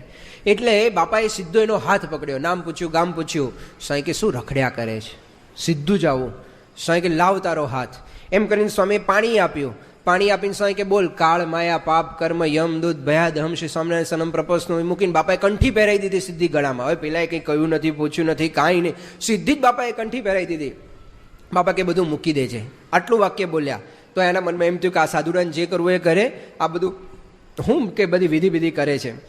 કે હમણાં કંઠી તોડી, એને તો એમ વિચાર એવો આવતો હતો હું અત્યારે બાપા પાસે જ કંઠી તોડી નાખું, પણ કે હવે આમ ખબર નહીં એવું કરી ના શક્યો કે હું, એટલે કે હું બહાર નીકળ્યો. પછી બીજી કોઈ વાર્તાલાપ નહીં, બાપાને કોઈ વાત નહીં, કશું જ નહીં. અને કે હું જેવો રૂમની બહાર નીકળ્યો ને પહેલું કામ મેં કંઠી તોડવાનું કર્યું, પણ હાલી કંઠી તૂટે નહીં. બહુ ટ્રાય કર્યો પણ કંઠી તૂટે નહીં. મને જો સાધુરાવ દોરો બહુ સારો વાપરે છે કે હારું તૂટતું નથી, કે આ બહુ ટ્રાય કરી કંઈ ઘરે જઈને તોડી નાખીશ, કે અહીંયા આગળ જો એમની આજુબાજુ છું ને એમનો પ્રભાવ છે એટલે તૂટતું નથી. ઘરે ગયા, ઘરે ટ્રાય કર્યો તોડવા માટેનો, પણ કંઠી તૂટે નહીં. કાપવું પડે પણ કંઠી તૂટે નહીં. હવે એ તો બહુ મજબૂત માણસ છે, અટ્ટાકટ્ટા. સ્વામી ઓળખે પૃથ્વીના પપ્પા ભરતભાઈ, એનો આ પ્રસંગ. તો એ કે મેં બહુ કંઠી તોડવા પ્રયત્ન કર્યો પણ હાલો કંઠી તૂટે નહીં. પછી થયું કે દારૂ બારૂ પીએ તો આ બધું કંઠી ઓટોમેટિકલી એનો પ્રભાવ છે ને આ સંતનો બધો ઉતરી જશે. તો દારૂ પીવા માટે ગયા, ઘરની અંદર બધું રેડી જ હોય, પ્યાલી બેલી, પણ હું કંઈ પ્યાલીમાં દારૂ રેડાય નહીં ને હાથમાંથી કંઈ લસરી જાય ને કંઈ મેલ ના પડે.